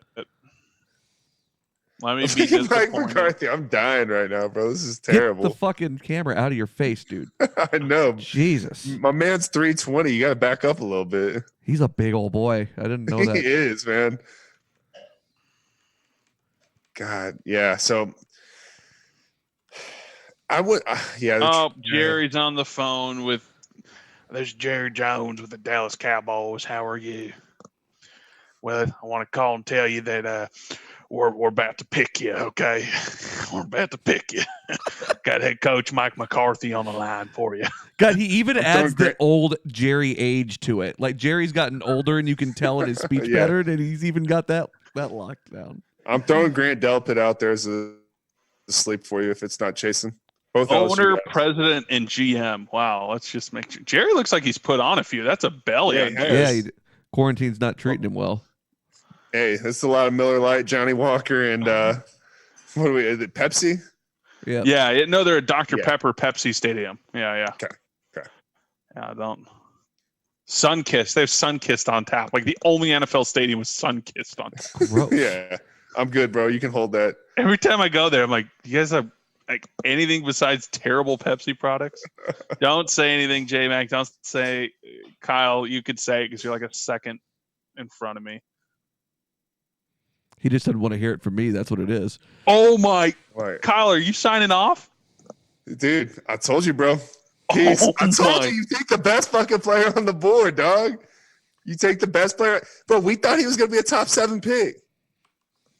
Look, I didn't factor in that CeeDee Lamb would have possibly have been our pick. So this is a guy that Thor Nystrom has as the number 7 overall prospect, a comp to DeAndre Hopkins. So I'm with you. Take the best guy that's on your board. And if that was CeeDee Lamb, I am happy they took him. But this is not a guy that anyone expected to be in a situation. I have no idea what to think right now. I have no idea. J-Mac, can you speak anything? Kyle, can you guys? I have no idea what to think. Bro, it's crazy that but now we got him. Dude, we got 2 good young receivers on rookie deals, man. I mean, that's a big help. I guess they just showed him run from the slot. I guess they're going to play him in the slot. That's my only thought. I mean, that's another slot run. 6'1.5", 190. I mean, you could play slot there. He's got good change of direction. Yeah, I mean, he's in the slot right there, running vertical. Yeah, I mean, I think that's going to be a good fit. I mean, you think about it, I think it's clear that we're going to sign Dak because look at the weapons we're trying to put around him. We gave him already the money. We made this pick. You paid Jarwin, who's a receiving specialist, tight end. I mean, they're just trying to give Dak weapons. This is so CeeDee Lamb. Don't doubt Jerry just to take the best player. I'm not saying it's the right move, but it doesn't surprise me at all. So to give you some perspective, yards per target is a huge stat for wide receivers, kind of those new age statistics. CeeDee Lamb averaged 15.1 yards per target. The next closest. Not per catch, per target. Every time you threw to him, you're averaging 15.1. The next closest was a yard and a half shorter, Henry Ruggs at 13.5, T. Higgins at 13.4, and then a major drop-off to 12 and under with just a mess of people. But that is off the charts for statistics-wise with this kid. This is – I'm blown away. I don't even know what to say because I didn't think this was a possibility. Bro, all right, we got the best offense in football now. So we're headed towards the Miami pick. Where are we at as far as need here now that we're looking at pick 18? So as far as on their board, we're probably looking at either offensive line or so I think offensive line. I mean, I don't know if it's going to be interior or tackle, but I think offensive line. They need a defensive back. They need a safety. We're probably looking offensive line here, even though there's been a little run.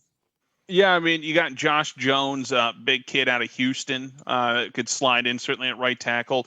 We talked about the next wave of wide receivers, the LSU and Colorado kid, who I cannot pronounce his name. I'm glad you both can.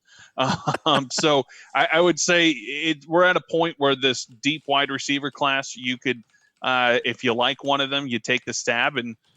But they could look to shore up the defense. Clavon Chasen, again, is apparently one of the better edge rushers in this draft who's now falling. I don't think anyone expected him to go past the Cowboys. So at this point, that's kind of the next name I'm following is where does Clavon Chasen go? Yeah, and I mean, I think injury concern is what's holding people back there. Like if you look at it, regardless of need, don't you think CeeDee Lamb over Chasen is the right pick as far as just what they're going to bring to this, bring to the table immediately. Definitely, because I mean, you're looking at firepower here, and you've got reinforcements to back that up. You know what I mean? Like, what's your take on that as a non? I know you're not a huge Big 12 guy, but you probably saw enough CeeDee Lamb. What's your take on that as far as like a non-Cowboys guy? It's a good pick.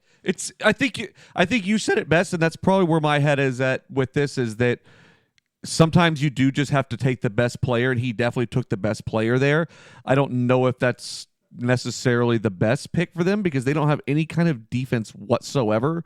But that's not necessarily what the Cowboys have always tried to do, and that's not what they're trying to do with top paid running back and all that. I mean, I think it's a good pick for where they're at as far as value goes.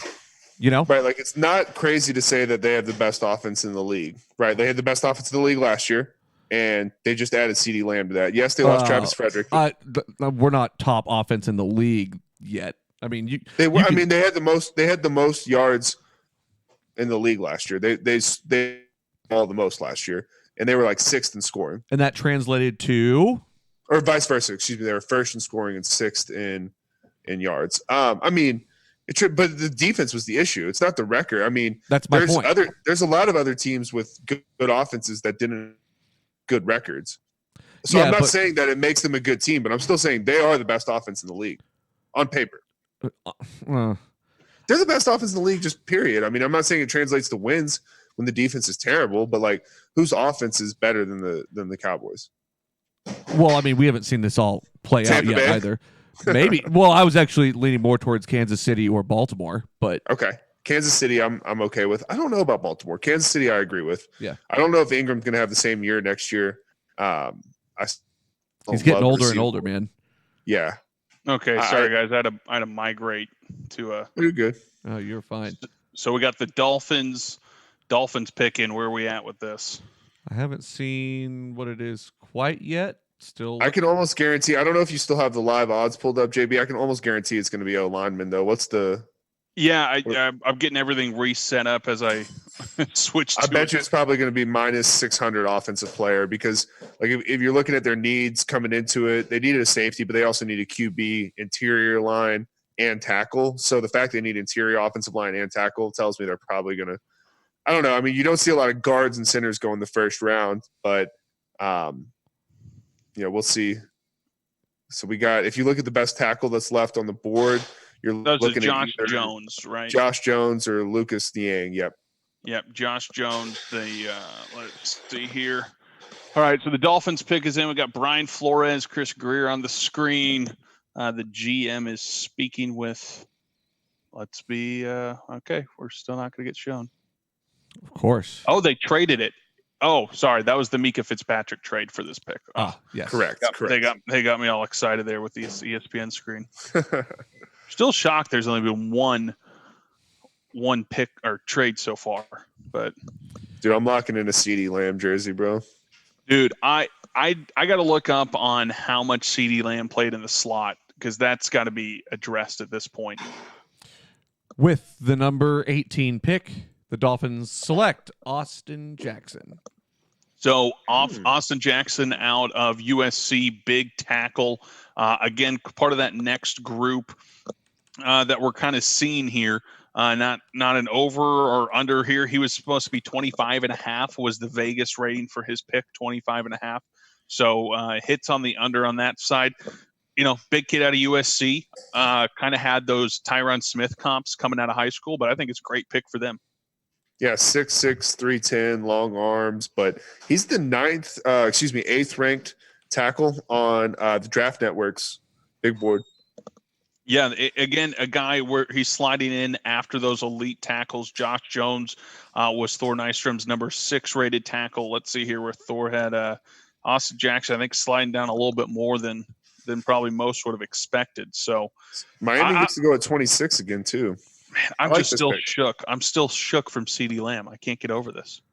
Seems like the listeners are not surprised that CeeDee Lamb fell so far. We've got a little poll action going on. I'm extremely surprised he fell that far. Coming into it, he was supposed to be the 3rd wide receiver picked, but as you kind of listen to some of the experts coming up on the draft leading up to it. This last week, he's moved up to the number one guy, or at least at least tied with Judy in my eyes. And then Ruggs ends up going first, which we saw Vegas tell us those were not the odds. So we got for pick 20 guys, we have that's going to be Jacksonville right now. We have them as minus 200 to take an offensive player.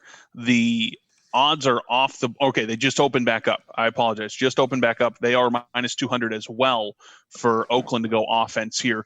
I guess are they looking at a wide receiver run here, or are we looking offensive line? So I think offensive line you probably get, because I think the wide receiver drop off is pretty hard unless they just really like what they saw on tape. I think it's going to be Jefferson if a wide receiver goes, but wouldn't be surprised if we see Jones, Niang, or one of those other tackles in that range with Austin Jackson go. I don't see it being Chenault or Rager or T. Higgins or any of those receivers. Okay, it moved to even on both sides right before it went off the board. Okay, it's back open. Okay, minus 110 on each side for offense or defense. So I think it restabilized. I think, again, Clavon Chasen's a guy that could really fit into what John Gruden's wanting to build there with some speed in that Vegas Raiders team. You lose Khalil Mack. They haven't been able to replace that production yet. So if Clavon Chasen, you do believe in him, it's a guy that just keeps falling. And you got to think, possibly if he falls to the end of the first round, as the Cowboys try to trade back in at the back end of that. We typically do see some trades at the end of the first round. You saw that with Lamar Jackson. You've seen that with quarterbacks in the past.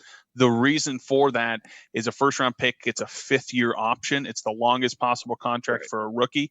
So when you are looking at a quarterback in the possible second round, you're saying, hey, should we trade up to give us that flexibility, especially when you see guys like Dak, who were not first-round picks, and their contracts come up quicker. It just makes it tougher for these teams who are trying to build around that cheap salary cap. So some names certainly to watch as we move towards the end of this. It has shifted back to minus 300 now for a defensive player. Damn. So you even money or minus 110 a minute ago, and now it's back to minus 300? Yeah, so that's going crazy. Yeah. For a defensive player. You got some dinner going on over there, Kyle? Yeah. Dude, I'm starving right now, if you can't tell. I'm losing my mind. I need to eat, but no, I don't know what they're going to address at defense. I mean, safety. Well, you got Kenneth Murray too, the linebacker at Oklahoma. Yeah, it says corner/safety is their biggest need on defensive side of the ball. But if you look at kind of some of the big board stuff here, there's not a obvious pick, I would say. So. Oh, man, Mike Mayock set up having the camera go through the kitchen to the TV on the other side. That's just such an elite setup. What a guy. What a flex. You a big Mayock guy? No, but I'm just saying, like, you got your whole house going through the middle, and he's got I love the card reading from Goodell here. So we got the Vegas Raiders. They selected I don't know. He's talking for a very long time, apparently, about something.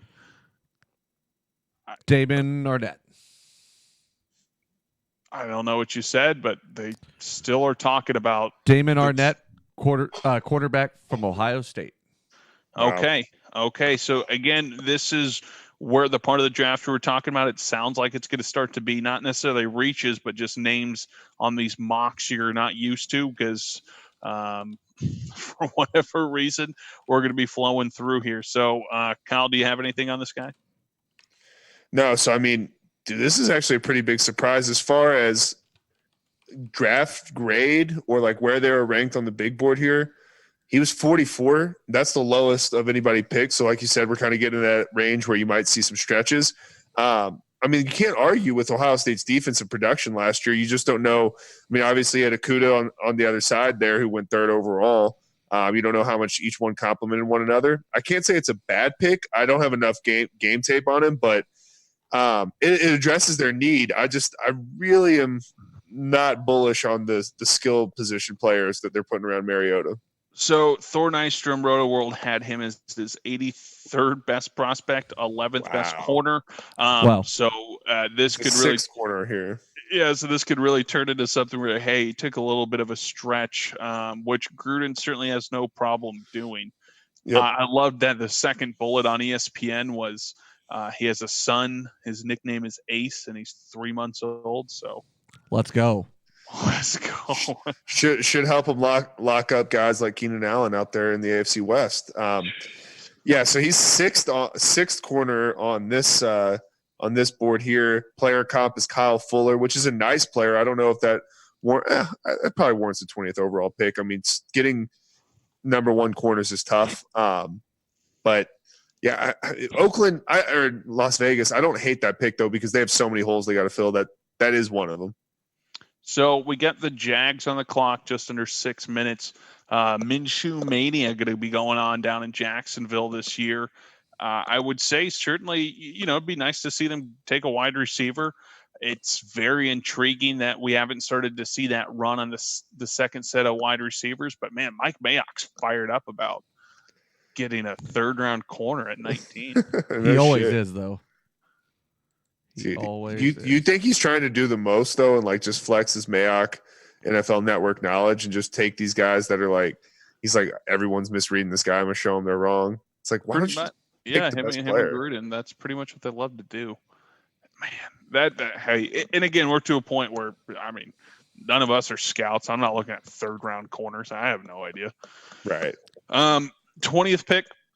We're at minus 140 to be an offensive player for Jacksonville. So I think wide receiver certainly on the table. They could look at offensive line if they like one of these next set of tackles, but nope, just moved to minus 200. So these things seem to be pretty in line with these drastic line movements on these live odds seem to be pretty in line. We saw that with the last pick going from Pick'em to, minus whatever it was on defense to 300 in a matter of seconds. So it's kind of interesting to see these get adjusted in lifetime. Yeah, but you could have hit on, like I said, if you were just betting a fixed amount on each one of these and just taking the big plus money, you would still be up though, because there's been 3 or 4 now where it's been plus 500 or more, like the Cowboys. A lot of teams have gone the opposite direction we saw them going.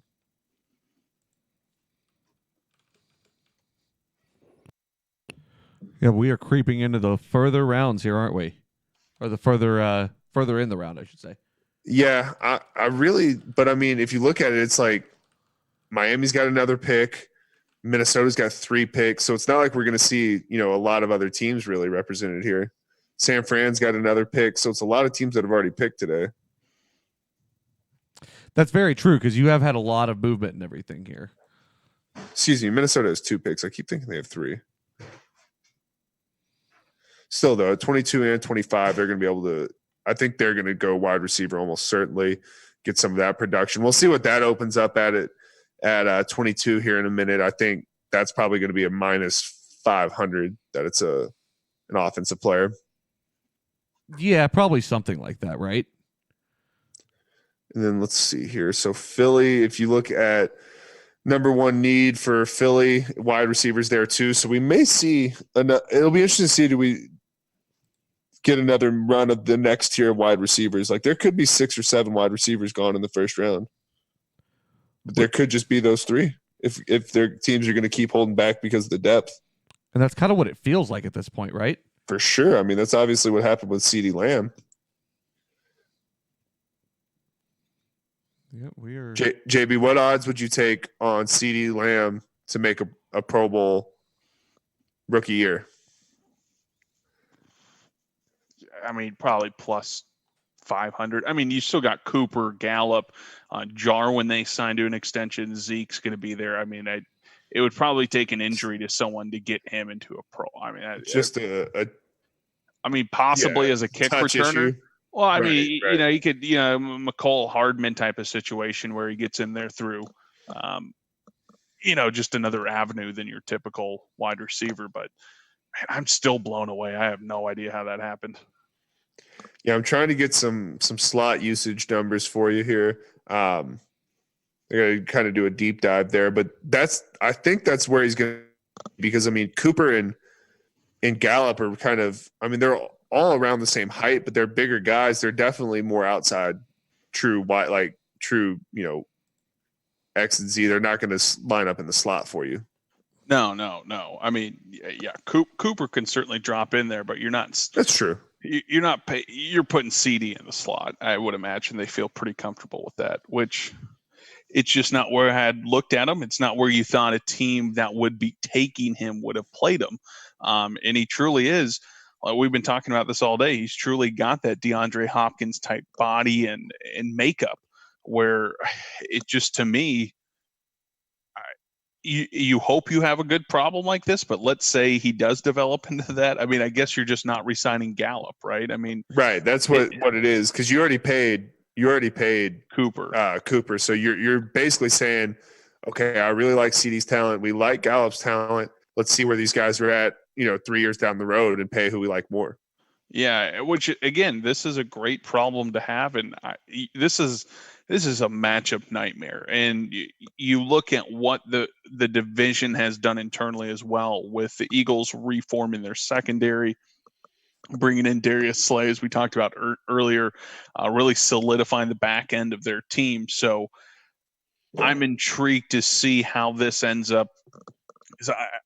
I just don't know how you cover those three. And Zeke, I mean, how do you load a box up now? You can't have more than 6 guys. I mean, if you're going with 3 wide receiver sets, I mean, how do you, with Jarwin, Zeke, and how do you, I'm blown away. This is incredibly, they really are going after what you said. Screw the defense. We're just going to outscore everyone, which has never worked.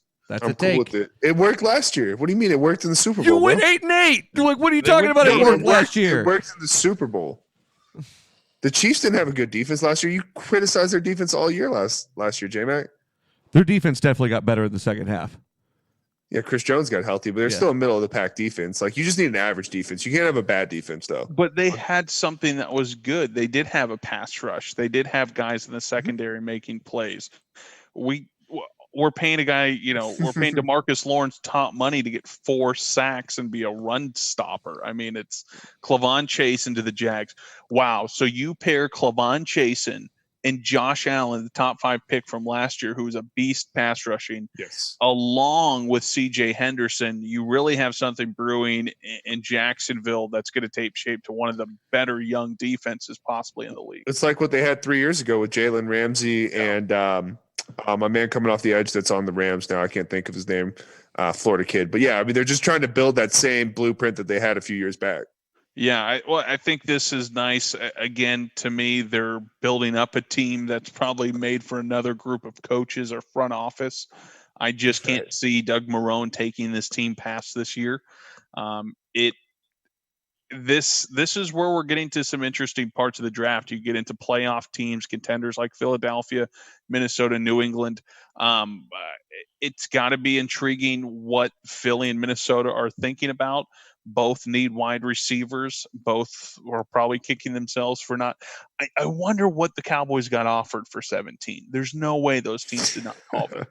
Oh, absolutely. So to give you some perspective here, Philly is minus 500 to take an offensive player. Yeah, I mean, I think they're probably going to go wide receiver. I mean, they're out Aguilar, like you said earlier. I mean, Alshon is he looks old out there running, man. Like, he looks like an old dude. You got Ertz, you got Goddard, like, you got good tight ends, but you really don't have a lot of the wide receiver position. I really think Jefferson's a good player. I think he's the next receiver off the board. Yeah, Justin Jefferson. I still think Miami's a possibility for him if they're able to. For sure. I would imagine they want to pair, him up with Tua. I can guarantee you a wide receiver's going at 21 to Philly, 22 to Minnesota, or 23 to New England. One of those 3 teams will take a wide receiver. I don't think New England, now that CeeDee Lamb's fallen off, and to your point, I think Minnesota will for sure be taking a wide receiver. So when you're looking at Bill in that situation, he's going to be looking to trade. I mean, J-Mac knows that better than anyone. I think at this point, Bill's going, hey, I have the group of wide receivers rated very similarly. Let's move back, acquire more picks, and still get a similarly rated guy. I do love Doug Marrone's setup. How many bottles of Pepsi do you need, guy? I saw that. It's a lot of Pepsi. I really like that pairing with CJ Henderson, a couple good all SEC guys. I think that's going to work out for them in the long run. I just don't have a lot of faith in that Jaguars offense still. Why do all these coaches have to have their kids? To be honest, like, go to bed, dude. Get out of here. Why is your kid floating around? You're at work. Try not to smoke this first round pick. Get the fuck out of here. Oh my gosh. Oh my word. Greg Ward Jr. being your starting wide receiver. That's absurd. That's the Houston QB, right? Yeah, former Houston QB. So we talked a little bit about this. Alshon Jeffrey has been banged up the past couple seasons. They lost their number 2 in Nelson Aguilar. They drafted J.J. Arcega-Whiteside out of Stanford last year, hoping for him to be kind of a nice red zone target. Greg Ward really emerged as a nice guy on the outside for them. I think Greg Ward's going to have a nice NFL career, but they do need someone he's not a starter guy. He can't take that load off. So being able to bring in possibly a guy, I know you said Jefferson you like. I think there's a lot of Denzel Mims could be a name here. You're seeing, I think it's Justin Jefferson. They're showing him on the phone. Yep. You've been fooled by the phone thing all night, though. Yeah. That's true. But I mean, I do respect the fact that he put a suit on for this. I know he's in some Jordans. I'm more of a bathrobe guy. Yeah. I like the rugs, bathrobe, chain, flex. Next time we do a show, I'm going to wear my bathrobe. Only if you wear your chain. Oh, of course. I mean, I'll stick with my Tommy Bahamas. Kyle, can I borrow your chain? Dude, I just want Laviska Shenault to go. I just want to say his name a few more times. I want him in New England, no doubt about it. How about this Michael Irving red suit, man? Yeah, that's just a suit that you got to have a little bit of swag to pull off. Like, I look like an asshole in that suit. There's no doubt. Did Jerry outgrow that from his Razorback days? And he's like, "Yeah, Michael, I got my old Arkansas shirt. Gently worn." Dude, Jerry looks so freaking happy on that announcement. Oh my word! I mean, because he knows he got a top probably 5 talent in this draft. That's unreal. I mean, people really did have him going anywhere in that top part. I mean, that's 5 to or in the 7 to 10 range. I mean, I love it. I mean, some folks even had Miami at 5. I mean, I saw one with that. That was madness. I mean, you're just Jalen Rigor. Jalen. Okay, so the TCU kid. This is someone. Yep. This is someone we talked about being on that next list of possible guys. He's really shot up the draft boards because of his ability to play punt return, kick return, and flexibility on the outside and inside. Real athletic freak type of kid. Again, a guy that I personally like, wide receiver number 7 on Roto World's board. The comp for that is Brandon Cooks. So as you can see, a nice speed burner with flexibility. Yeah, he is a little bit bigger, but man, you got to think when someone in the division's adding speed and talent like that, and we just watched our terrible defense not add a piece, it is a little concerning. Yeah, and Saquon fucking Barkley's in your division too, by the way, so that's not great. But yeah, I mean, I still like Jefferson more. Rager is a guy, TCU season ticket holder, so I've seen Rager play probably half a dozen times, and he's the best player I've seen at TCU since LT. Like, he is the best player I've seen. He's incredible. He ran a 4.47 at the combine, but he had some lower extremity injuries this year, so he said he wasn't 100%. Apparently, right after, I guess, quarantine, or right before quarantine, he went to Plex athletic training facility with some scouts, and he ran a 4.27 unofficial there. So he has that kind of speed. Yeah. He has. I've seen him really blow past guys against Big 12 players. So he has that kind of speed. He was a 5-star coming out of high school. I think it's a good pick. Not excited about seeing it in our division, especially. I just don't want to. I like the kid. I'm going to root for him, but I hate him being on Philly.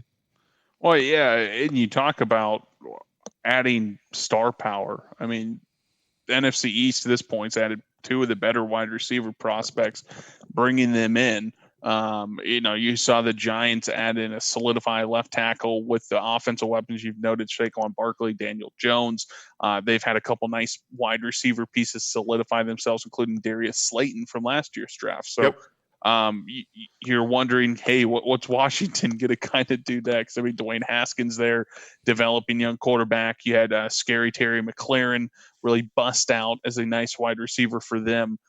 So I'll be interested to see if Washington attacks, a possible wide receiver in the second round, being the early parts of it.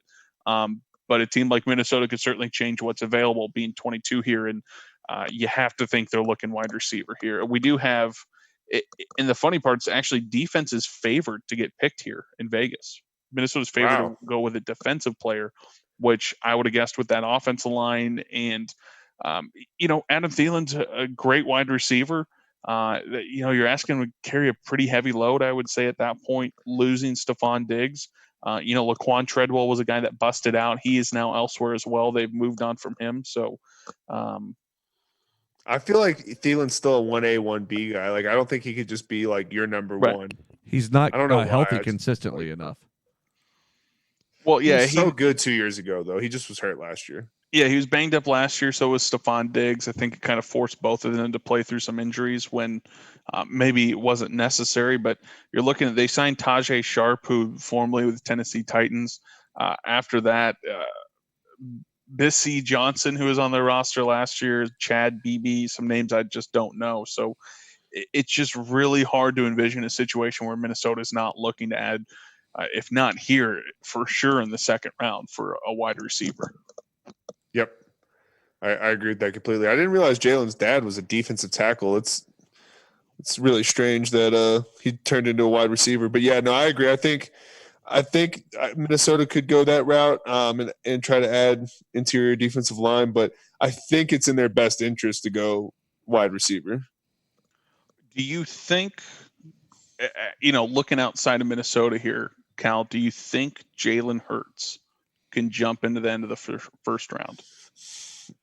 Can he? Yeah, because I think, we've obviously seen him be interviewed. Like, guy has a great head on his shoulders, really well spoken, insane athlete. But I don't see him as a first round grade at quarterback or another position. But I could see a certain organization potentially talking themselves into it. I don't think he goes tonight, though. No, he was seen in a video interview with a Cowboys name sticker behind him on his wall. Oh boy! I mean, he's from Texas, so that could just be that. He's from Texas. Or what? I mean, Jalen Hurts throwing to CeeDee Lamb. They played together at college. God. Oh, God. Bro, I'm not the biggest that guy, but I want nothing to do with that. If that happens, I'm moving back to New England. I'm the fuck out of here. I don't want to hear all that shit. I don't want to hear it. That would be crazy. They bring back the zone read or the quarterback option. Just run that with him and Zeke and just get everybody murdered. Remember how effective that was in that 49ers playoff game, and we thought that was never going to be stopped? Kaepernick back in the day. Yeah, I was like, holy shit, dude, no one can stop that. Wrong. He almost won a Super Bowl. Dude, Harbaugh almost won a Super Bowl with more smoke and mirrors than I've ever seen. Yep. Absolutely. So we still have the pick. The is Patriots traded up. Who? Wait, sorry. Let's see. They had already. Yeah, this is a pick that they acquired. Oh, that they acquired earlier. That's right. Yeah. So this is the comp. But they are Stephon trading Diggs. down, however. Give us some more details. We haven't seen them yet. They'll be out here in a second. Oh. Okay, so they're trading this one down. Okay. That's it. That's interesting. I mean, so this what did they get for Stephon Diggs besides the first? Was like a first and a fourth. So the Chargers are on the clock right now. So they made the trade. I'm just waiting to get the specifics of it. Picks 37 and 71 for 23. Wow, they moved back significantly then. Wait, say that again? Chargers trade pick 37 and 71 for pick 23. Well, not bad. You get a second and a third. To New England? Yeah. So the Vikings didn't move back. Right. Well, no. Okay. Justin is one concern here. Clearly. I was like, wait, yeah, no, Jets they moved is back. so mad at you right now, Kyle. Yeah, we're gonna wrap it here in just a second. Let's let this pick play itself yeah, out. we'll go for. For the sake of the show, we'll go through the New England pick. Yeah, and then we'll get out of here. We'll do live. JB and I will do live commentary for the rest of it later on. I also want New Orleans to just – I know they added Emmanuel Sanders to their already impressive offensive weapon core. I want them to just throw in like Jefferson, LSU kid, some Louisiana ties. I want to see all these offenses just load up. Well, that's what this draft's for. And so my concern with the Cowboys going CeeDee Lamb, which I'm great. Sleep on it. I think you'll feel better about it. No, let's be fine. My only thing is, like we talked about with other teams that did pass on a wide receiver, is because it is such a heavy wide receiver draft. There. Could we have taken Clavon Chase and then gotten a third-round wide receiver that could have played slot and provided – I don't know. Yes, Time will tell. Happen, but – Chasen also tore his ACL 18 months ago, so. Hey, I'm not saying I'm just saying a defensive player. No, I'm with you. At this point, I think what happened was they stuck to their board, which I'm happy with, and the defensive guys that they want were gone. So it's great. Take the best player. Right. You take the best player, and, they obviously didn't feel convicted enough with any of those defensive players. And like I said, it's not surprising, right? Like I called that right before Jerry's going to make that splash, especially when it's the most talented player. It's a no-brainer, for better or worse. I mean, J-Mac, I know you agree with me on that. Is like Jerry's there to make drama, Oh, yeah. Oh, what's the best story? That's the one. Yeah, I mean, that's probably the biggest story of the draft thus far. The least surprising thing of the night is that Mike Zimmer has animals on his wall. I was about to say, is Zimmer a hunter or no way? And then Roger Goodell doing the skull chant. Justin Jefferson. Wow. All right. That's your guy, Kyle. There we go. Yep. Good pick. Get Good the pick. fuck out of here, I knew Goodell. we'd see another run of wide receivers. So, J-Mac, I have not seen anywhere on Twitter about this trade. Is this? Yeah, so the Patriots traded back to 37. And really, it's a smart pick it's a smart thing to do because you basically pick up an extra pick. You get an early pick in the third round, and you essentially have, you're looking at similar talent from 23 to 37. You're not looking at a huge drop. Well, here. you have the firepower to move back into the wherever you need to anyway. Right. So if they can take that second and maybe a fifth and move back, up to the second round or end of the first. And with it now, the Patriots look at having picked 37, 71, 87, 98, 100, 125, and 139 in the first 4 rounds. That's just the most Patriot thing I've ever heard. I'll take it. That's called throwing darts at a board. I hope Jalen Hurts is one of those picks. I'll be fine with that because he won't ever see a fucking field. Belichick won't put up with that. Why would you not want your pick to see the field? Because Belichick. Is this a crazy New England strategy? If that's a pick, I can tell you, Belichick won't put up with that kind of sloppiness and shit that he gets into. I'm not saying they're going to draft him and play quarterback necessarily. That's I know a good people point. hate that take. That's fair. He would be a better receiver, probably. Maybe. I haven't seen him catch. Yeah, same. I don't think he can, or else he would have probably ran at that. He's not going to be a quarterback in the NFL, though. I'm pretty confident in that. It showed in that LSU game, dude. It was bad. Definitely. They got murdered. Granted, their defense got exposed, so he was having to force some throws. But right.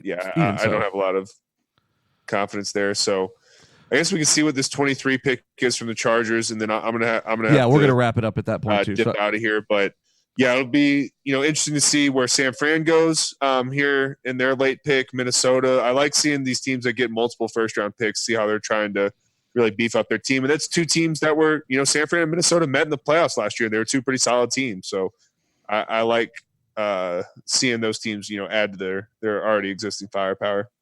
Exactly. It's been an interesting draft so far tonight. Yeah. I've enjoyed it. Like I said, I'm stoked that we got CD, man. I think the biggest surprise besides that was maybe Simmons going 8 overall. I think that was a little bit of a stretch if you look at most mock drafts and big boards. And then maybe Ruggs being the first wide receiver off the board. That was definitely, Vegas told us the odds were pretty slim there. Man, all these GMs and coaches with all these paintings of their team symbols. It's really bizarre. Yeah. It's really bizarre. What is that thing that Zimmer's got in front of his fireplace? So I guess we didn't talk about Chargers trading up for Jordan Love. I mean that's a pretty big trade up. Typically, you would see that for a quarterback. I mean, I know you said, hey, it was a second and third. That's a lot of draft capital to move. You're saying, hey, they're not picking till the fourth round. I mean, you got to feel really confident to go, about 80 or so picks until their next they're tomorrow. They're not even right picking tomorrow, right. unless they have a second or third I don't know about. But they're not picking tomorrow, so you have to feel really confident about. I would assume. I mean, I'm looking at the available guys. There's no one that's standing out outside of a quarterback that we're not talking about. Yeah. So wait, did they pick Love? You might be ahead of me. No, I haven't seen hypothetically? it. Okay. Hypothetically. Yeah. Well, the pick is in, so we are seeing it come up. I mean, it wouldn't be the craziest thing because, dude, that roster is pretty damn good. I know, but they're outside of the quarterback position, right? Yeah, Ty God, yeah. It's a good roster, though. I mean, if you get a healthy Derwin James, you got Bosa, you got Ingram, you obviously have pretty solid skill position players. Wow. Chargers trade up to take Kenneth Murray, linebacker. Okay. Interesting. So let's see not a big Kenneth Murray guy. Not sexy. Big athletic kid, can hit you hard. If every scout and person I followed, he does not take great lines to the football. Essentially, he kind of gets lost in the middle. He has that Jalen Smith problem, which is why I was really worried about the Cowboys taking him, where he can kind of get lost in the dust. Certainly has the speed and the burst and all the athletic ability you want in the world. It just seems like he's lacking that kind of football instinct that you need to take to be that next elite linebacker. Again, has all the physical ability. So maybe being in a situation where you're on a team with elite pass rushing, elite safeties, great corners, this could actually work out really well for him. But I'm glad the Cowboys avoided him. Absolutely. Yeah, anyone that was part of that OU defense that gave up 70 or 63 points to LSU, I don't want them in the first round. I'm good on that. Yeah, I'm all set on that too. Yeah, Roto World had him outside of a first round grade, had him at 37. So yeah, he's 34 on this one. So not necessarily a stretch, but there has been some concerns about him. Again, athletic freak though, great pass rusher. Maybe that's where he finds a home. Could be. Yep. Alrighty, I think we're going to go ahead and wrap things up, fellas. It's been a great show. Glad to do draft stuff, and we're going to have more of it coming. It's great to talk a little football, a little bit of normal life. It's definitely been kind of a weird time. But, yeah, look for more of these shows as we continue to get through the non-sports stuff, and we'll be back. I think Kyle and I will be back on Sunday for an episode. Well, we'll drop it on Monday, but we'll do it live on Sunday night for the second I guess the episodes 3 and 4 of the Jordan documentary. So be sure to be looking out for that, and we will see you guys soon. Later.